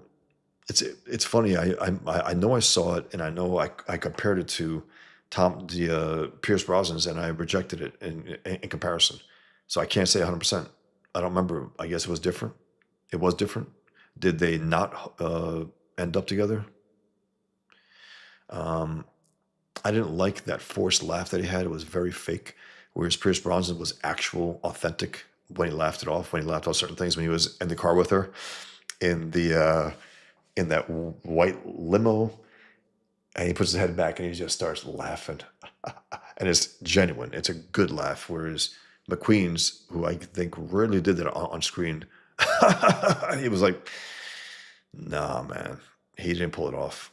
And again, he's more of a pose. He's more of a action guy. He was friends with Bruce Lee. He was a physical guy. He was acting wise. He was no James Dean. He was no Montgomery Clift. No Marlon Brando, and not even a Paul Newman. He just wasn't. He wasn't on that level. And I know he has a reputation of being Mr. Cool, and that's cool, But James Dean has a reputation as well. But he's also considered a great actor. He's the only actor who was, given 2 posthumous Academy Award nominations for East of Eden and then Giant. And he was very versatile in that, that role as Jet Rink. I mean, he was great. Cal Trask, Jim Stark, Jet Rink, single, name Jim, it was all single syllable names. Just very James Dean, Cal Trask, Jim Stark, Jet Rink. That's probably not by accident. I know that the characters were, written, beforehand, but still, it's something about it, that simple, direct sound, and he was great. People say, "Oh, he's only great because he died." It's just not true. He signed a 9-picture deal when he died, right before he died, and he was supposed to do a movie called something Danny Fisher, A Wish for Jenny Fisher, something like that, right? And it ended up being played by Elvis Presley, and they changed the boxing element into a singer, and it was Elvis's best movie, best performance, best movie, legit good by the guy who directed Casablanca, Michael Curtiz, great director. So again, Trevor, it's true. Pierce Brosnan was perfect for Thomas Crown Affair. Perfect, great. He clearly had a love for it. He clearly wanted to remake it, and it's superior to the McQueen one. Raul Julia says Bullet is a sweet movie, but I only ever really connect with McQueen in The Great Escape. Yeah, that is much better in terms of performance-wise. He became a Steve McQueen. He became a character to some extent, Mr. Cool, and you know that's okay. But you want to be a great actor, you got to pull off things that Jack Nicholson does, and so on. You got to be willing to open it up instead of play it cool. Open it up. I think he overdid it in the beginning and then he underdid it. Later on, it's like, okay, there is a balance there. You can play very extreme and excitable, and then so on within a movie. You don't have to play one little thing throughout the entire movie. JEC says, I like Steve McQueen and Sam Peckinpah's The Getaway. Is that with the woman that he had an affair with the producer's wife? Yeah, I think so. Yeah. Raul Julia, I assume you have seen Le Samurai Bosch. Sounds up your alley. Yeah, with Elaine Delon. I saw a few movies with him. Great actor too. They called him the French James Dean. He did have that look about him. Very handsome guy and a good actor with a great voice. Great voice. And he seemed based even back then. You saw interviews with him. And he was, he wasn't even honored in this year's Oscars. It's like, you forgot about Alain Delon? What the hell? He just died recently. You didn't, commemorate him. That's bad. But it's because of his politics. Period. That's it. He called out the Muslims in the country, wanted them out. A few years ago, he did mention that and publicly, and he got backlash for it. Why? You should get them out. No more. Stop the cold. No more Islamic immigration. Stop it. Stop it. But they're gluttons. The French, especially, they are gluttons. Crazy Cat says, great gangster movie. Nobody saw Gangsters #1. Malcolm McDowell and Peter Bettany. That main character is so great. If the movie were more well known, that character would be an iconic fan favorite. He's a great actor, Malcolm McDowell. Gangster #1. Paul Bettany. Paul Bettany. It must be fairly recent because Bettany's not that old. Gangster #1.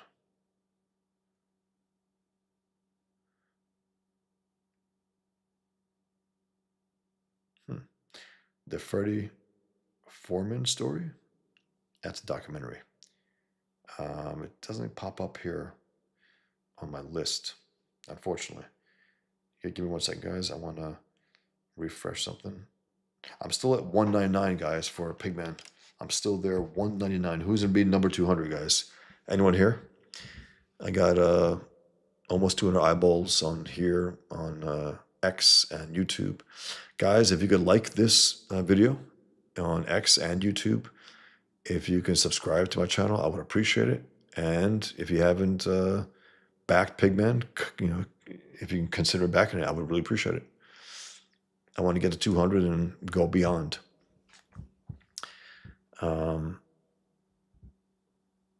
Trevor says, can you imagine calling John Wayne a commie piece of shit? He'd show up on your doorstep. Yeah, it's hilarious. So funny. There's something, the accessibility was not good. It's not good for actors. For actors who want to play different people on screen, we have to have some kind of a disconnection from them, from their personal lives. We should. It's tough to see a piece of shit, what's his name? Mark Ruffalo, play anything.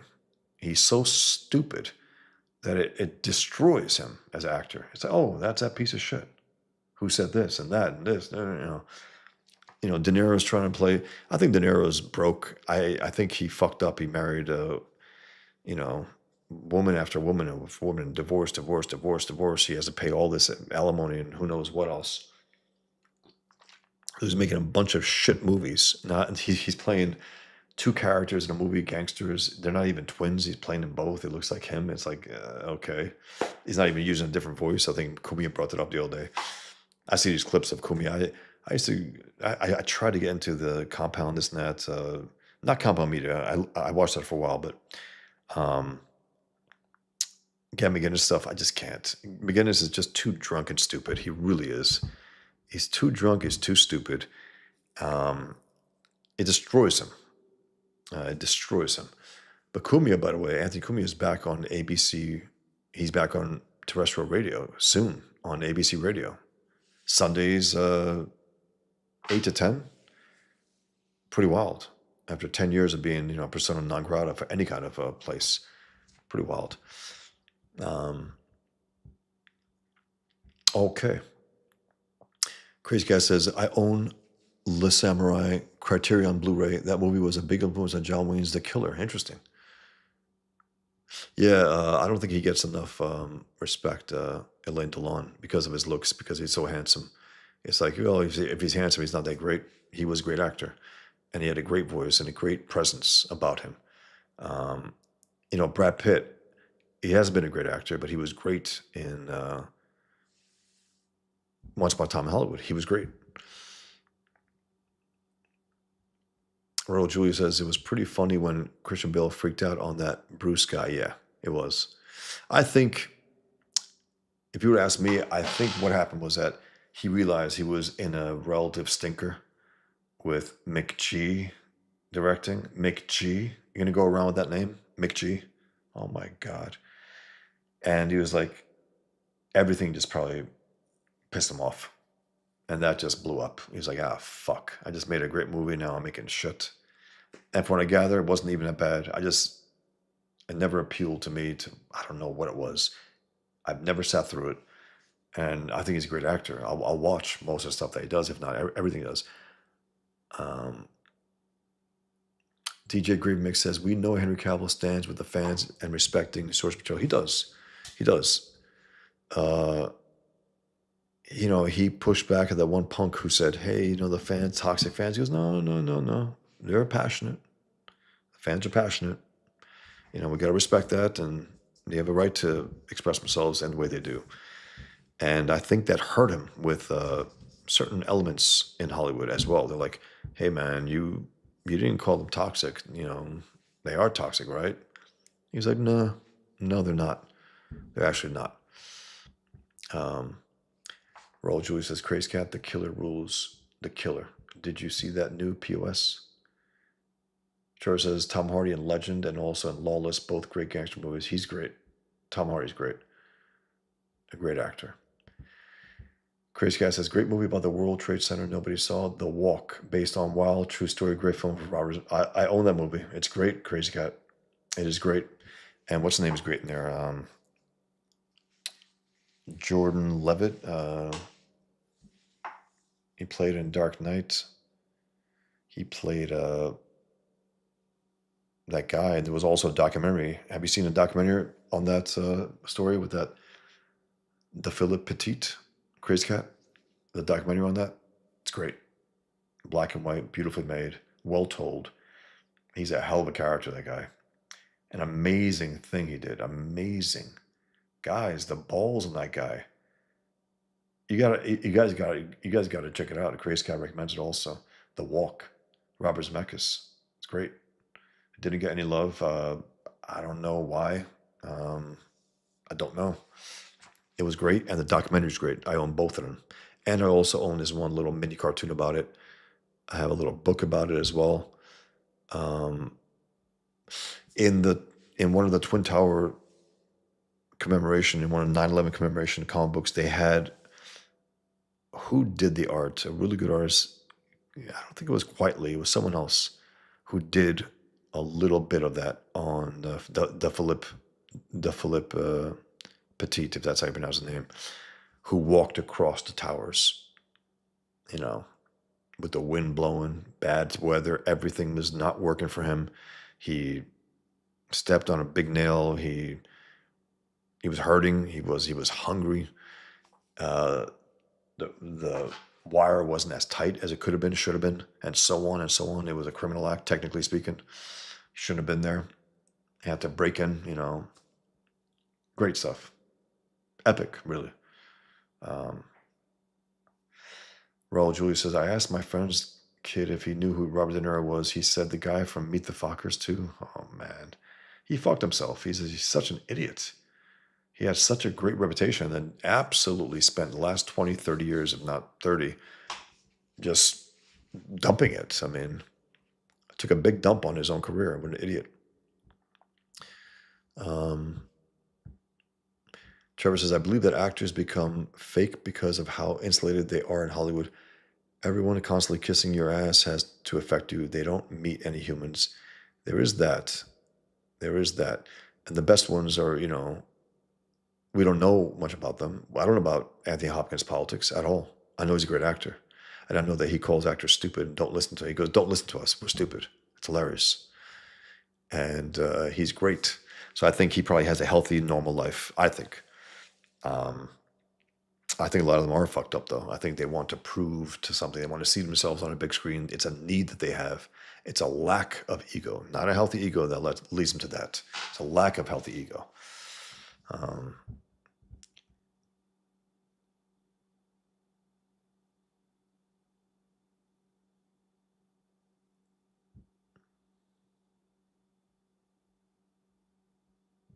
Crazy Cat says, hey, Bosch, remember the movie Greystoke? Yes.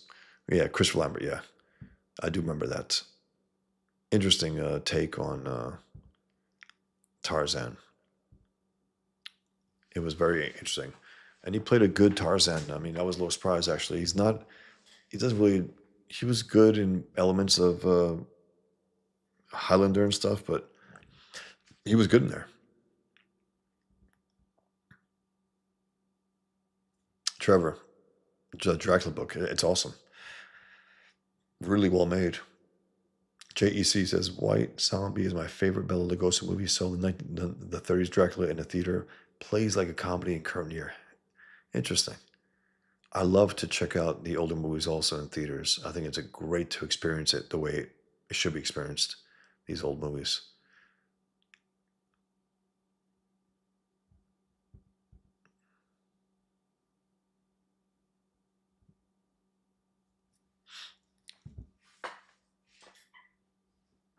Sorry, guys, I'm just skipping through some stuff. I do got to get going.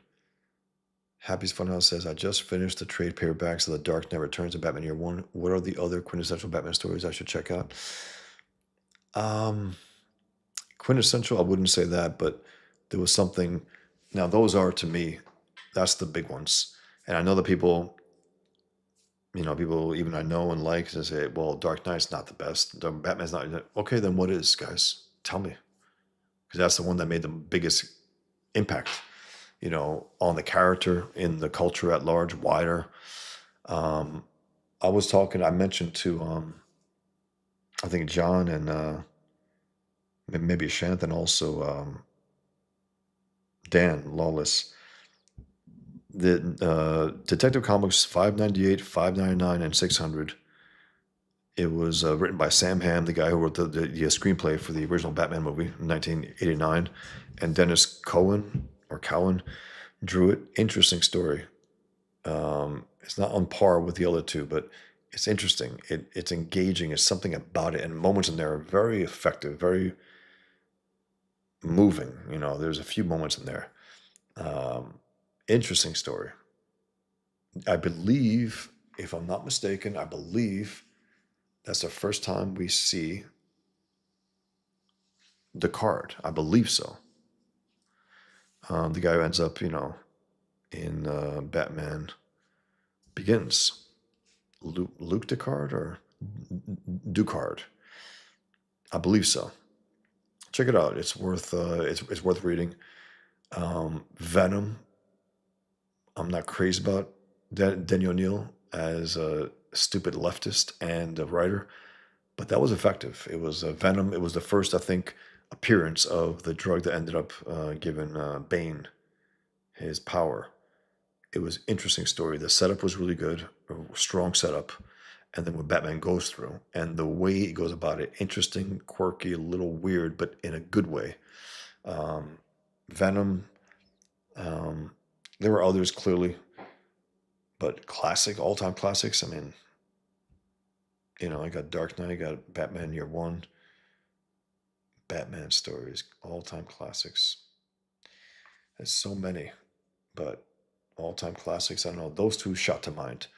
Um, Blind Justice. That's what it's called. It's in a paperback. It's called Blind Justice Batman.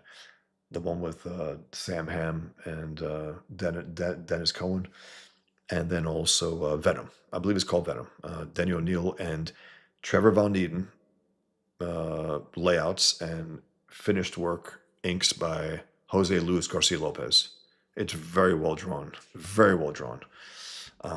Layouts are good, interesting. Trevor Von Eaton was a great artist. I remember some of those old comics that did interesting stuff. Man, he went all out with layouts and everything.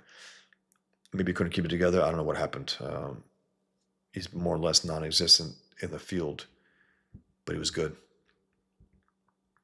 So yeah, Happy's Funhouse again. Blind Justice and Venom, the two that shoot to mind. I know there are others. There was one, Elseworlds, which is pretty damn good. What if Superman ends up in Gotham along those lines? What if he ends up being Batman? Interesting.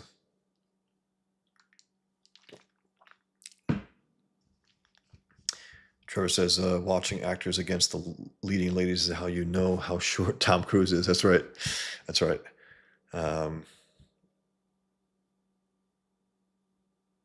Crazy Cat says Arkham Asylum by Grant Morrison, Dave McKean. I couldn't quite get that, Crazy Cat. I tried. I wanted to. I couldn't quite do it. I think he was drugged up, Grant Morrison. Grant Morrison has bragged like an idiot about, I've done every drug known to man. It's like, yeah, I can tell, dummy. Your stories are fucked up. Some good, some bad. The cleanest thing he ever told was All-Star Superman. Relatively wholesome. Shanth says, upshot with King Kong type at bottom. I think I lost track again, Shanth. Sorry. I think you're talking about the one on the Twin Towers, where you're standing on both of the towers.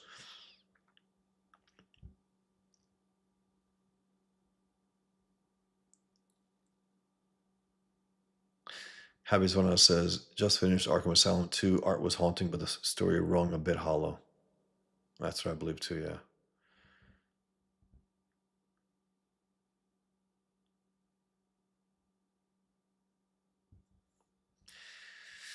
Oof. The Northman was great. I enjoyed that very much. I'm going to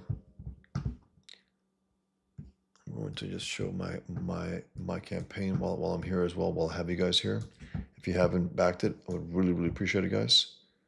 I'm still at 199, I believe. I believe I'm still at 199. If you guys are interested, if you haven't backed it yet, I will say, as I always say, there's no comic like it, taking on the Islamic enemy in a way that has been done, just flat out. I think in any real like any real fiction form, I get to the core of the threat, of the ideology, and its evil helpers from the left and the cowards on the right, and so on. In debates, in the movie, the culture war in there, the political war in there, the battlefield, battleground. And I mentioned the fact that, politicians have crippled our war effort and left our soldiers, not able. Of course, they could unleash hell and wipe out the job, but they're not allowed to by cowards in Washington who think that, well, we want to be humane. No. They took out our towers. They had forced our people to jump from towers. You have to react in kind. You have to destroy them. So yeah, guys, here's my pitch. Pigman number one. The Islamic background of twins comes to the forefront of their lives on 9/11, which is echoed by the comic book within Pigman vs. Super Jihad. Twin brothers, Killian Duke and Salam Duka, twins who, after 9/11, their Islamic background comes to the forefront of their lives. Killian becomes a recovered Muslim, Salam becomes a born-again Muslim, and they clash, and their clash is echoed by the comic book within the story, which is Pigman, the comic book that Killian creates. And again, I try to go as deep as I can into the ideology, into the threat, into the cowards that can't respond to it. And this, I really want to show that this enemy can be beaten. It can be defeated. This idea that you can't do it, of course you can. Of course you can, and should be defeated. We've defeated more powerful enemies in the past. This enemy is weak in the end. They have to steal planes in order to make missiles. That's how weak they are. They're ruthless when it comes to those things, but they're weak in terms of building. They're a warlike enemy who can't wage real war. And we're sitting here like idiots, Well, let's not what? Call out the ideology, declare war on jihad officially, Congress, declare war on jihad, and that way we can really take out also the stealth jihadists in this country like CARE, who push jihad in their own way, in their own ideological way through bloggers and so on, and put the poison out there and sell Islam as something good and not dangerous to us, and so on and so on.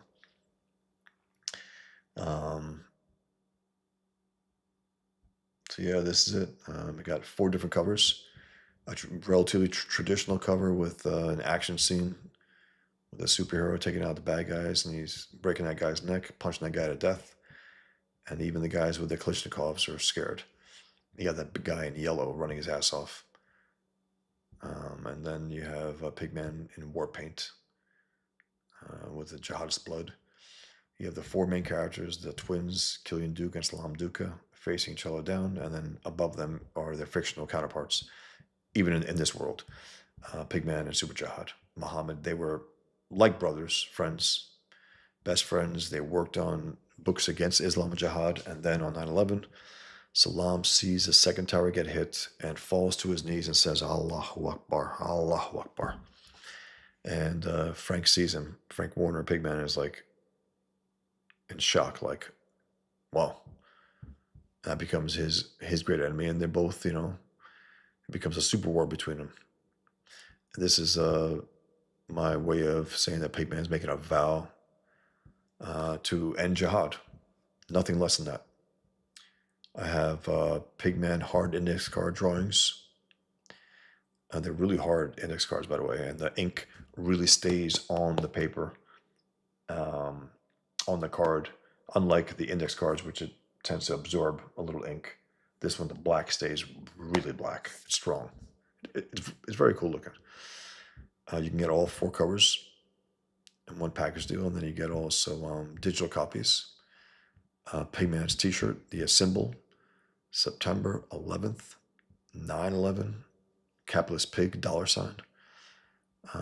The war paint print, 11 by 14. I want it all pack. You get the 4 covers, you get the index card, you get the trading card below here, submission impossible, and you get the poster and the t-shirt. And then I have also, I was asked to add Table for One, my first graphic novel, onto my campaign, and I did. And I'll be doing a new printing of that. And I also added this the other day, some sketch covers. You can request Pigman, Killian, or the bad guys, whatever you want. I'll do simple designs like this of the main characters. You can also order original art for my Pigman comic and Pigman commission. Original drawing of Pigman, penciled and inked by me with an idea by you. And here's my preview pages. I got 9 pages here. You get a good idea how it will look, even though I will. Part of this campaign is me going through the book again, going through the first two issues, which make up issue one now. It used to be called the Infidel featuring Pigman. Now it's called Pigman. And the first issue, I will reread everything and see where I can improve it. I'm going to expand some moments, some scenes, some pages. It'll be a better version of the story. And by issue 3, if I get there, I hope to get there. I hope you guys can bring me there. It's all new material at that point. It's all new material, and it'll get up to issue 6 at least. So that's my pitch, guys. And if you're interested in something unlike anything else out there, there's only one superhero taking on both Islam and jihad. In his books, Pigman, and in his comics, Killian, the heroes of my story.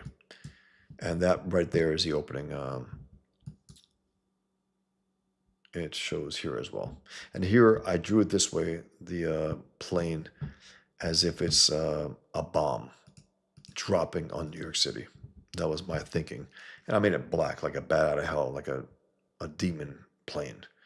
At that point, it's being driven by, being flown by savages who want as much death and destruction as they can cause.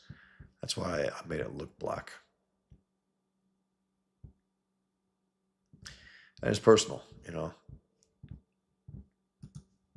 So yeah, that's my pitch, guys. If you're interested, if you haven't backed it, I would really appreciate it if you do back it. Thank you very much. Thanks to everyone who has backed it. And I just want more. I want more backers. I want more to make sure that I can get this to be as good as it can be and propel it to issue 2, 3, 4, 5, 6.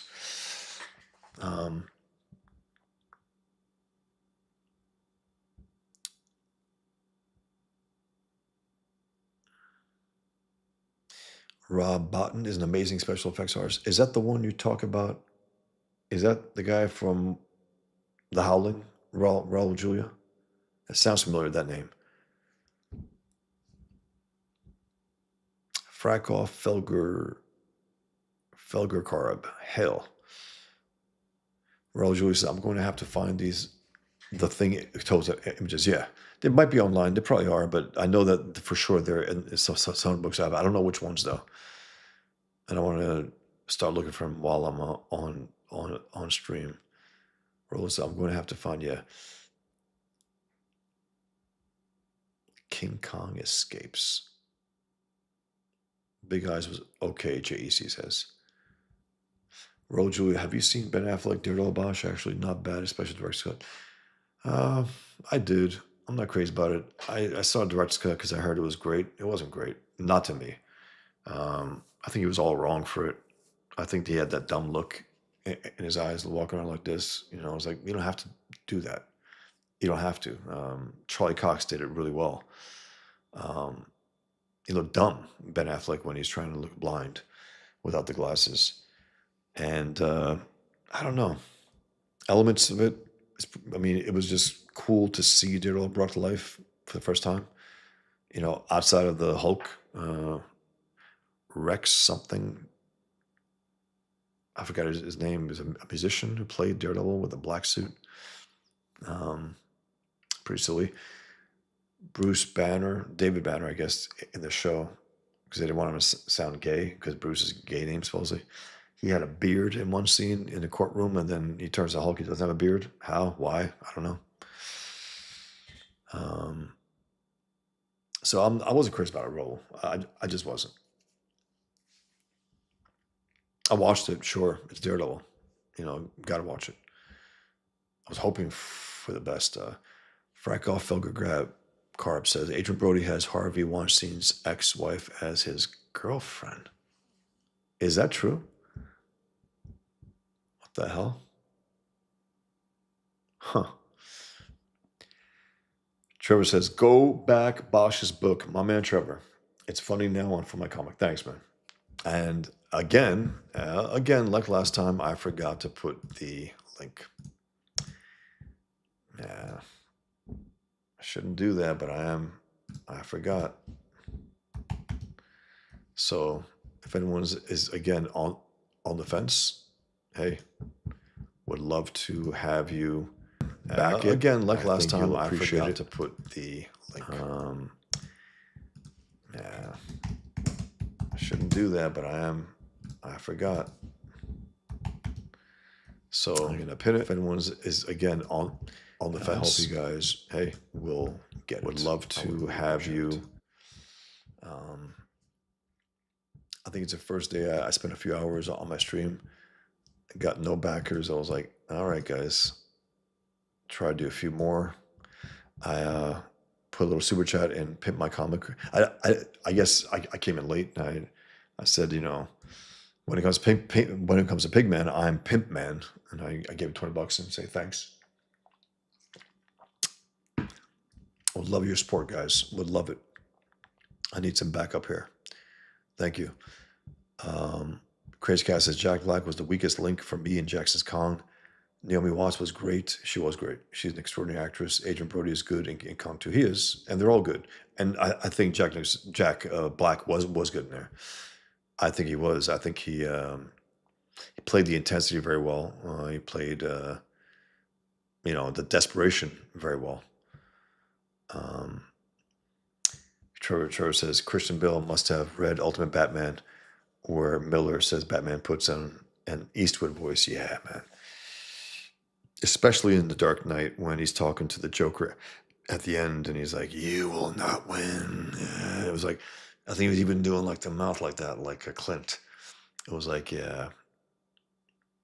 I understand the aggressiveness. I do, and I appreciate that. He was all in. It just didn't work at times, and they should have redid it.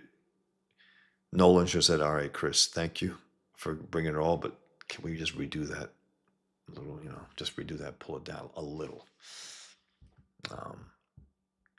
Yeah, JEC Legend was the movie where Tom Hardy plays the gangster twins, right? Crazy Cat says, "Just don't ask Chuck Dixon and Graham Nolan about the Nolan Bane."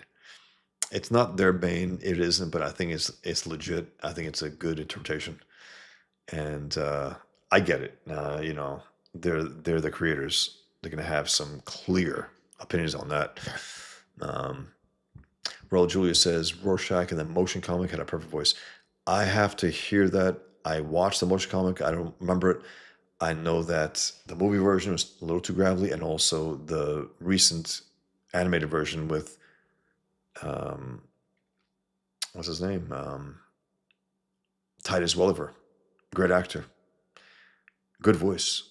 He should have kept his voice a little more, but he went all in on Dr. Manhattan. No, not good. Crazy Guy says Jackie Earl Haley played a perfect Rorschach. He was great in there. He definitely was. I just think that, again, the graveliness you guys got to stop that. Not every superhero has to have that gravelly voice. Not everyone does. Don't have to. I think that Rorschach should to some extent, but where it's at least listenable.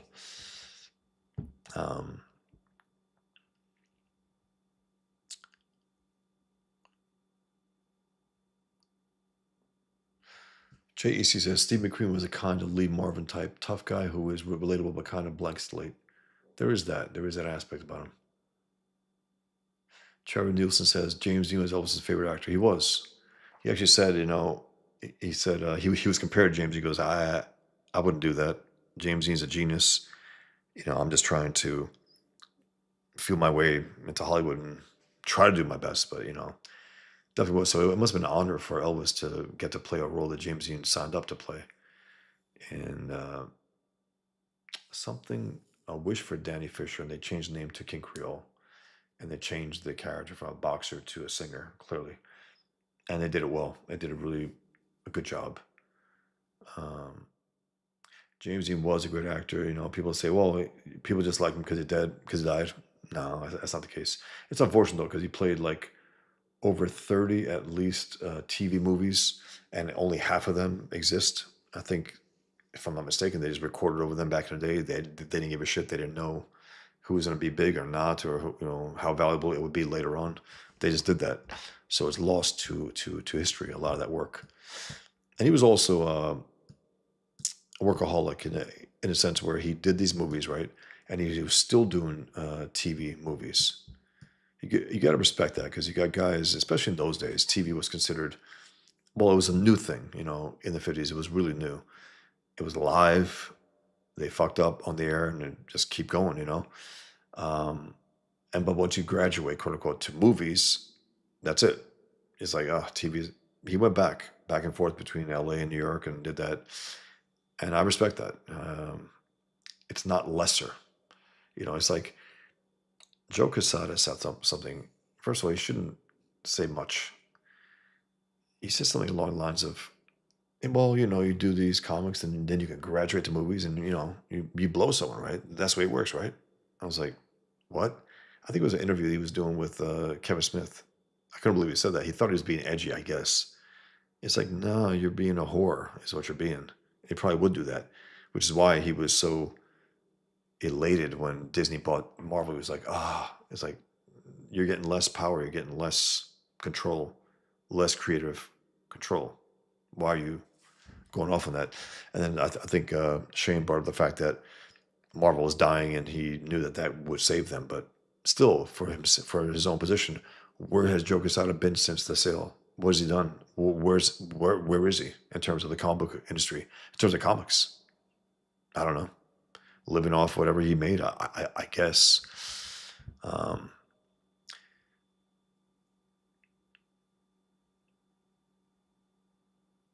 Frakoff Felger Cab says Daredevil Reborn is good for Marvel TV. X-Men 97 was good. I heard that as well, Frakoff. The Spider-Man was good too. And again, I'll push back against anyone. I don't care. Peter Parker is Peter Parker in there, and that to me, that's what matters. They got him right. You want to fuck around with the other characters, whatever, man. It's not ideal. I don't like that shit, but they got him right. They got Peter right, and that's its great virtue, I think. And the animation is good. I know it's shit. You know the zeros. It's shit, shit, shit. It's not, dummies. It's not. It's not. Curse of the Werewolf with Oliver Reed. I saw that. It was effective. It was a very different look. A white, fur. He's a good actor, Oliver Reed. Kelly's Heroes, Frakoff, Felger Carb. I think you're talking about. I think that's the one where John Landis was in. Raul Julia says Mark Ruffalo is so stupid he frequently retweets jokes designed specifically to make him look stupid. Yeah, he's really stupid. Thank you very much. Someone just backed. You got a 200 backers. Thank you very much, guys. I really appreciate it. I was stuck on 199 for the last 24 hours. I just was itching to get to 200. So thank you very much. I really appreciate it. Anyone else backs it, man? Thank you. I appreciate everyone who has. It's my first campaign. I want it to go as well as it can go. Thank you very much. Thank you. Appreciate it. Raul Julia, The Prestige might be Christian Bale's best movie. Really great. Crazy themes. Awesome. Great. He was great in there. How do you say it? He lives it. He lives it. About Danton, about Hugh Jackman's character. Great, interesting movie, man. Really good. It is arguably one of his best, Raul. Joseph Gordon-Levitt, yes, he did the documentary, right? Crazy Cat, Man on Wire. Yeah, great story. The Walk is a great film. Yeah. If it wasn't true, you wouldn't believe it. Absolutely true. The Walk, that's the documentary, right? And the Man on Wire is the movie, I believe, with Joseph Gordon-Levitt, and The Walk is the documentary, which was great. I saw it in the actual in the movie theater a number of years ago. Really good. Crazy Guy says, I didn't care if the ending of Prestige thought it got too silly. Yeah, maybe. That's what some people said, but I think it's very effective and it's worth a few watches. Hello, Eric. Not much. Just I was going through a lot of King Kong art, some great King Kong art, and trying to pitch my comic, the Pigman comic. Yep. Trevor agrees. A Curse of a Werewolf with Oliver Reed. It was.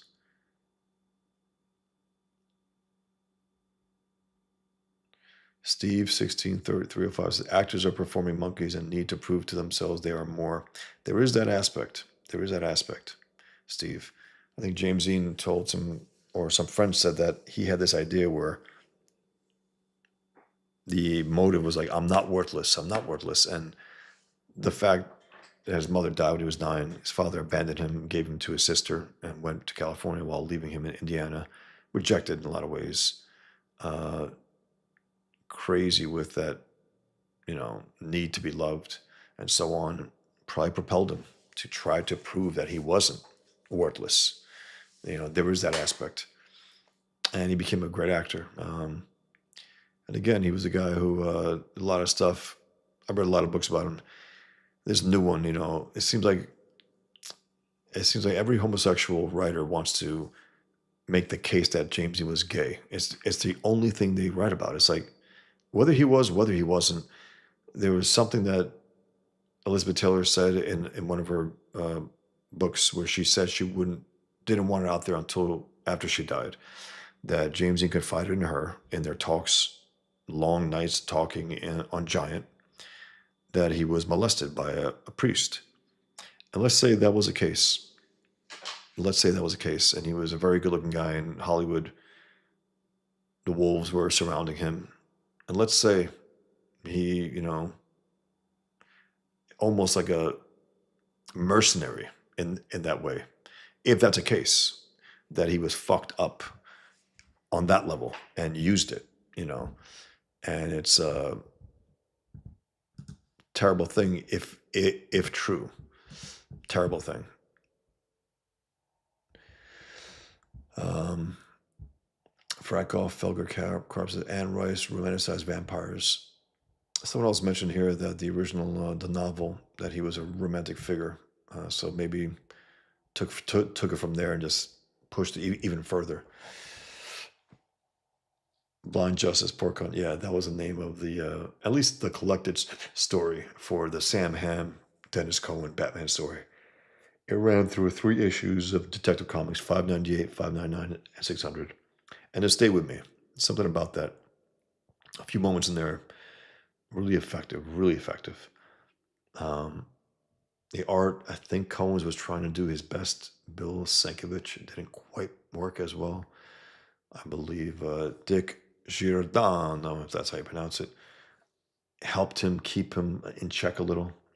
It's like the way Nolan kept Zack Snyder in check with Man of Steel as a producer. Zack Snyder needs that. He can't be left to run wild. What happens when he runs wild? He does dumb things like a movie that I saw the trailer. I'm out on that alone. I don't remember Rebel Moon. That's all Zack Snyder. Yeah, that's why it came and went with no fanfare, zero. He needs to be checked. He can make some good visuals at times, but he needs to be checked.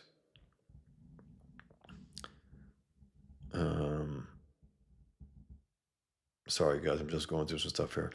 Okay, Porcon says, I bought those issues, 598 to 600, then also later found a retail trade edition, which was the original issues bound together in trade format. Descartes' first appearance, he was revealed as a manhunter. Huh. In that story? I think that was his first appearance, wasn't it, though? Which is interesting because it's a guy who wrote the first Batman movie, and then he appears in Batman Begins, the first real reboot of the Batman films. Um,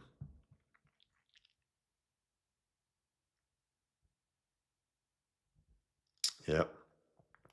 Trevor says Von Eden and Garcia Lopez, what a combo! It really was, man. Really good. It's just rock solid art on that. And Denny O'Neil, tried to go by Dennis because he wanted to be a little more respected. Anyway, he changed his name. He did a good job, and I don't like his shit in general. I just don't.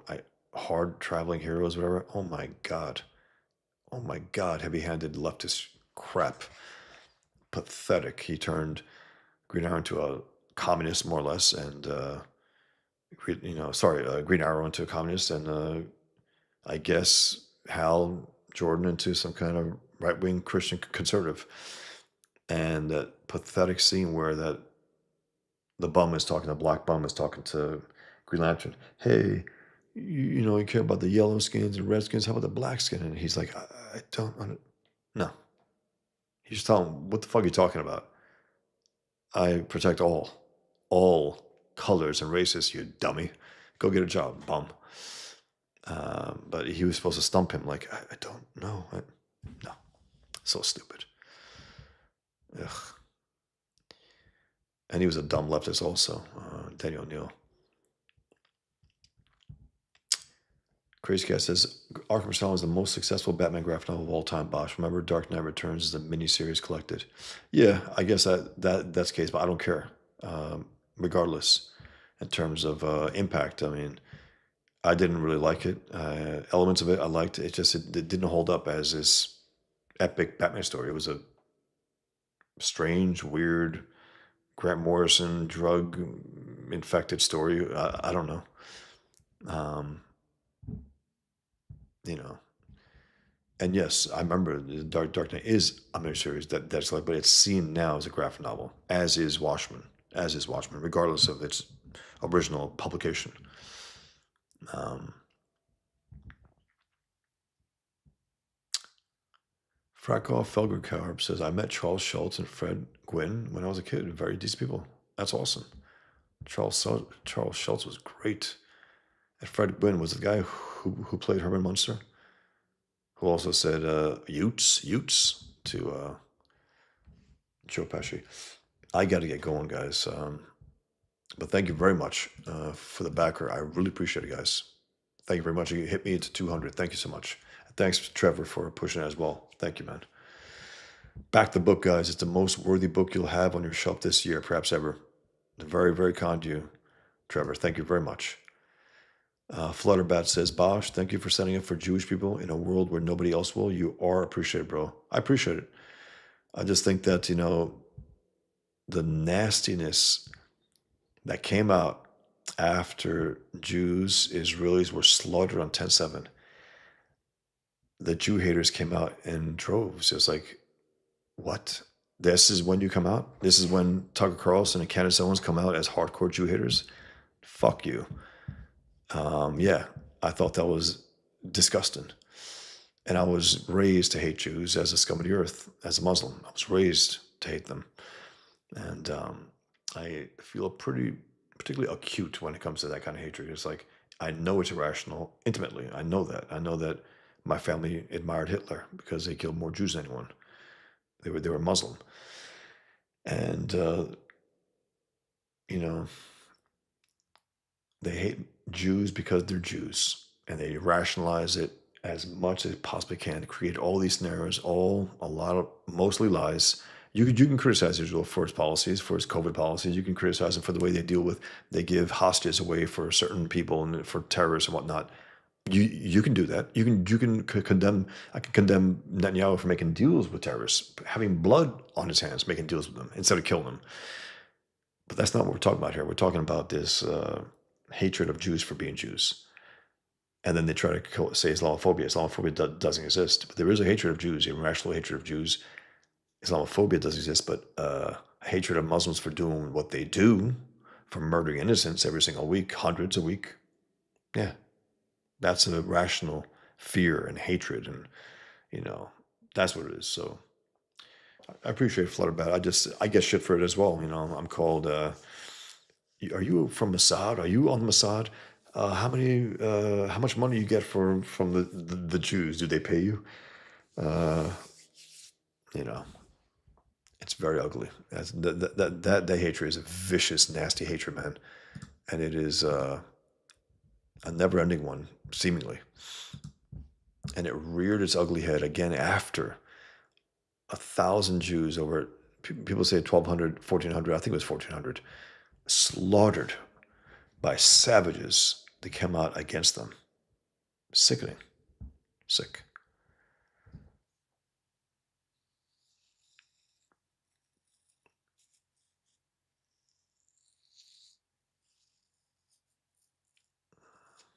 Sorry, guys. Just going through a few here. Thank you very much, Trevor. Thank you very much. Super chat from Trevor Nielsen. Show Islam and their ideology the middle finger. Eat bacon while reading your new copy of Pigman. Absolutely. Thank you, man. Much appreciated, Trevor. I've known Trevor for a long time, guys. He's a cartoonist. He's a military veteran and a great guy. And we were friends with the great Baton Lash. Thanks. Frack Felger Carb says Dan Fraga does a great cybernetic gorilla. Maybe I haven't seen that. Flutterbat says, just an FYI to anyone who doesn't know, just because someone doesn't eat pork don't mean they're Islam. Some of us Christians don't eat it either. The scriptures actually say not to. Shellfish is another one. It's written to avoid. Yeah, I know.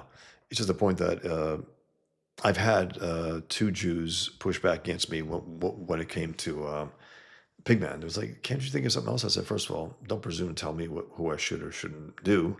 You might not like the pig.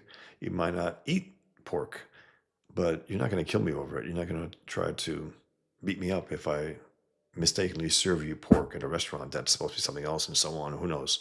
So it's a matter of degree. Muslims not just hate pig, they're scared of being anywhere near it. It's an extreme thing. So Trevor says, one backer, you need a shirt. If you don't get a shirt, everyone will judge you for your horrible taste in clothes. Absolutely. That's right. It's funny, man. So thank you very much, man, the backer. Thank you very much. I really do appreciate it. Eric says, Bosch needs some mods, especially if some ne'er-do-wells from Twitter try to cause trouble in chat. It does happen. Refresh the page, Bosch. I just did, Dennis. Pigman doesn't have t-shirts. That's a shame. I'd buy the hell out of a Pigman. I do have a Pigman t-shirt. It's on my it's on Teespring, and there's I think one there as well, but it's here on my campaign. It's part of the campaign as well. And check it out. It's right here, Flutterbat. And if you don't know, again, it is September 11th, in short. And then, of course, capitalist pig, $ 9/11/93, Flight 93, and also 1993, the first attack on the Twin Towers. And a traditional S, like a Superman. It's multiple meanings, but it's very simple at the same time. I do got to get going, guys, but I do want to go through a few more of your comments.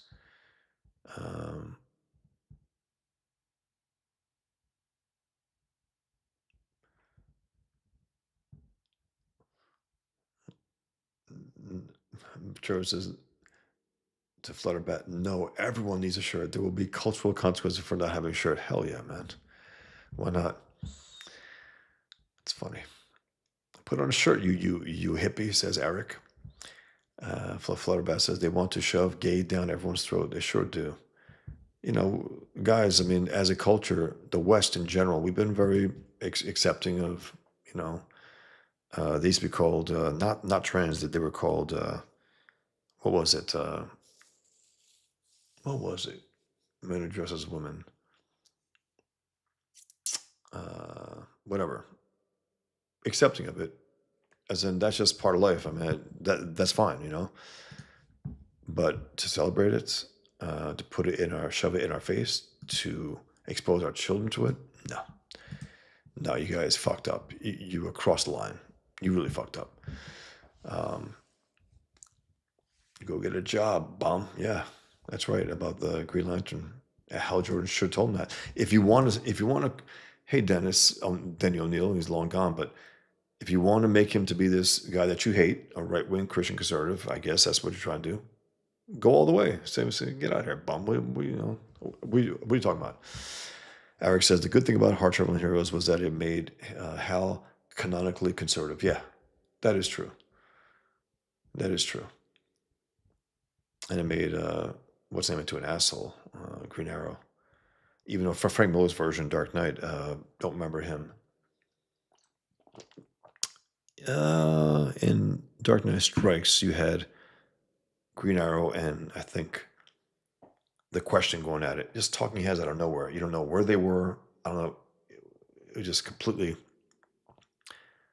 a drug-induced book, man. That's what it looked like to me. They were arguing, Green Arrow and the Question. Oh yeah, I'm gonna outrand you or something like that. It was like terrible. Flutterbass says, "Yeah, but what if white is included in everybody? Then it's automatically racist. This is how these deranged bastards think." I'm not sure exactly what you're referring to, Flutterbat, in terms of what's a Ute? Yeah, Ute, Ute. These two Utes. And then I stutter, but I try to keep it in check. But you guys might notice sometimes of late it's picked up a little. But the lawyer in there, the stuttering lawyer, where he walks up, he's like, it's really funny. It's just funny. And then the guy was like, "Oh my God, I picked the wrong lawyer." He goes, I get a little nervous, you know. It's not just nervous. It was really funny. Um, Flutterbass says they've demonized us for centuries. It ain't ever gonna change. Well, yeah. I mean, it's you know, it goes on and on and on. And again, they have to in a lot of ways they lie about why they hate him. Also, they bring those these crazy scenarios about what the Jews are doing. It's just not the case. They're vilifying a people inherently, as in they're no good by nature. That's what they're trying to say. And then, of course, they try to slap on stuff. Well, they did this, and while they do that, they're letting Muslims get away with murder, literal murder, every week, hundreds murdered. I can post that every single week, hundreds on this one stat sheet. And then what's the other stat sheet for the Jews that have killed? Nothing. Whatever problems you may have with Jews, as an entire people, it's retarded. And then you got these idiots like Eliza Schaefer. Communism is Jewish. It's like, dummy. Those who made communism, Marx hated Jews. He hated himself. He was self-loathing. Um, and they said he was Jewish, that was Jewish, everything was Jewish. They trumped their Judaism by their communism. That's what it was. Their socialism, their communism. That's what they pushed. And that's why when these execs with Jewish names are called out for their Jewishness, like they're leftists, they're communists. What do you mean? They're communists. They're not. They identify themselves as communists, as leftists, not as Jews. No matter what you try to do. Trevor says, if only the Jew were giving comic creators money, there would be thousands of anti-jihad books. Well, that's the thing. This industry was built by Jews. Will Eisner, Jack Kirby, Stan Lee, Bob Kane, Joe Simon. These were Jews, and they built the industry. And that seems to be forgotten from Jew-hating comic fans. Like, that's where it came from. We go on about that, but just gonna skip a few guys. Okay, I got a few more comments here. I got to get going. Trevor says Jews would just short your tip if you bring them bacon, then kvetch about it to everyone in earshot. LOL. It's also funny, like Larry David. He's a Jew, but he's also a leftist, and he trumps his Judaism with the leftism. He does. He's an idiot and funny, and he has enough balls to take on jihad to some extent on his show. Remember the guys, the fatwa season? It's hilarious. Very, very funny. He's willing to mock it all and even go after Islam, which was great. Okay.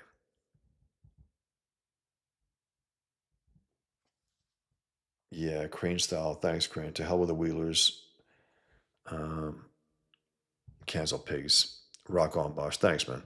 Yeah, I never knew about them, Mike and Mindy Wheeler, and the first time I ever heard about them was when they're trying to cancel me and call me. Is Bosch Fawson the biggest racist in Comicsgate? He's an Islamophobe. He's a racist. That's leftist stuff, man, right there. whatever these people are supposed to be. Are they comic skate? Are they right wingers? I don't know, but they're leftists in their actions and their behavior. They are collectivists, and they're trying to destroy, someone, a complete stranger, smear me. And they made videos about me. I haven't seen them. I don't want to see them. I know people that say that they don't see. I don't see them. I don't want to. Meaning, if they were legit critics and maybe had some points, I might watch. So okay, maybe I see that, but no, that's not the case here. They're just nasty rat bastards who I guess saw that I shot up to basically 10,000, 11,000 within a few days, within 2 days, 24 hours. I guess they're like, oh shit, we got to stop this. I don't know. I don't know. I know that I've been able to get it to 13,000 more or less on my own. Even though the old day I got like a 10, I think, backers through John and Ethan, which was great. I went on Kings and then Kangs. I got a number of backers, which was great. But I've been I've been putting in work. I've been doing my streams. I've been promoting. I've been paying for ads on X, which have been effective, and I'm very pleased about that because I got some ad money. I want to put it in a place that I think might work, and it happens to be working. But anyone else has any ideas, I'm open. Let me know. Um, Flutterbat said, I never had any problems with gay people until this woke shit started forcing on them. Yeah, yeah, Flutterbat, communism, Jewish, yeah, and that's what that piece of shit said. And again, he was just trying to like, meaning, damn, it's not enough that we can. Oh, I got over 100 million murdered. Okay, Jews were responsible for that. I mean, and again, the guy is such a, I don't know what he is. He's a fruity guy. He sounds and looks gay. He might be, he might not be. I don't know, but he's a piece of shit. I mean, a real piece of shit. And he came out against Jews right after 10/7. Laura Chen, a piece of shit, came out against Jews after. It's like the timing, guys. What the hell? The worst attack on Jews since the Holocaust, worst single day attack since the Holocaust, and you guys are all of a sudden coming out as Jew haters. And by the way, Lauren Chen, anyone in comics say, I remember people saying, well, it's probably we shouldn't go after her, this and that. Maybe it's no. Have you guys heard of her since? Have you heard anything from her since? No, zero, nothing. She's as guilty as sin. She took the Russian money. She tried to pervert others in this space, in right wing, the conservative space, against Trump. She was a critic of Trump. She said not to vote for him, as did Eric Delay. And maybe that Russian money got to Eric too. I don't know. He had a few 100,000. I don't know. Don't vote for Trump. I don't know. We don't know where he got the few $100,000 to start Rippaverse. Um, Eric says, I've had this argument in chat many times. The problem is not Jews. The problem is Marxist. Yeah. It has to be fought, at every turn, unfortunately. And I just resent the hell out of it because it's like they're trying to blame the Jews for anything and everything and for communism itself, and meaning the over 100 million murdered over this, over that, no, no. There's a hardcore hatred of Jews within communism, within Marxism, within socialism. It's the Soviets, the communists, who released the protocols of the Elders of Zion to smear the Jews and pretend it's some kind of conspiracy for them to take over the world. That's communists doing that, not Jews. Communists to smear Jews. It's like, so Jews are communists, but communists smear Jews and try to vilify them the way Muslims do, and Hitler did. Okay, what? And then this idea also, like, well, Hitler was like a racist, and that's the difference between him and, no, they're as racist as anything communist. Look at the way they treat blacks. If you're not a communist, you're a piece of shit when it comes to left about blacks. If you're not one of us, if we can't use you, fuck you, is what they're saying. Okay, I guess the last comment here. Flutterbat says, yeah, Jewish far left commies piss me off more than any of them because they're literally aiding in their own genocide. Yeah, they are. They really are self-loathing scum. Guys, thank you very much. I really appreciate it. I got a new backer. Thank you very much. I could always use more backers. I want to get more. I got to figure out ways. I know there's a way to push this more than I have. I just don't know. I have to figure it out. But thank you very much, guys, for being here. I really appreciate it. We went almost 3 hours today. I got 2 hours earlier and almost 3 hours here. Night, Eric. Be good, guys. Take care. Be well. Until next time. Thank you.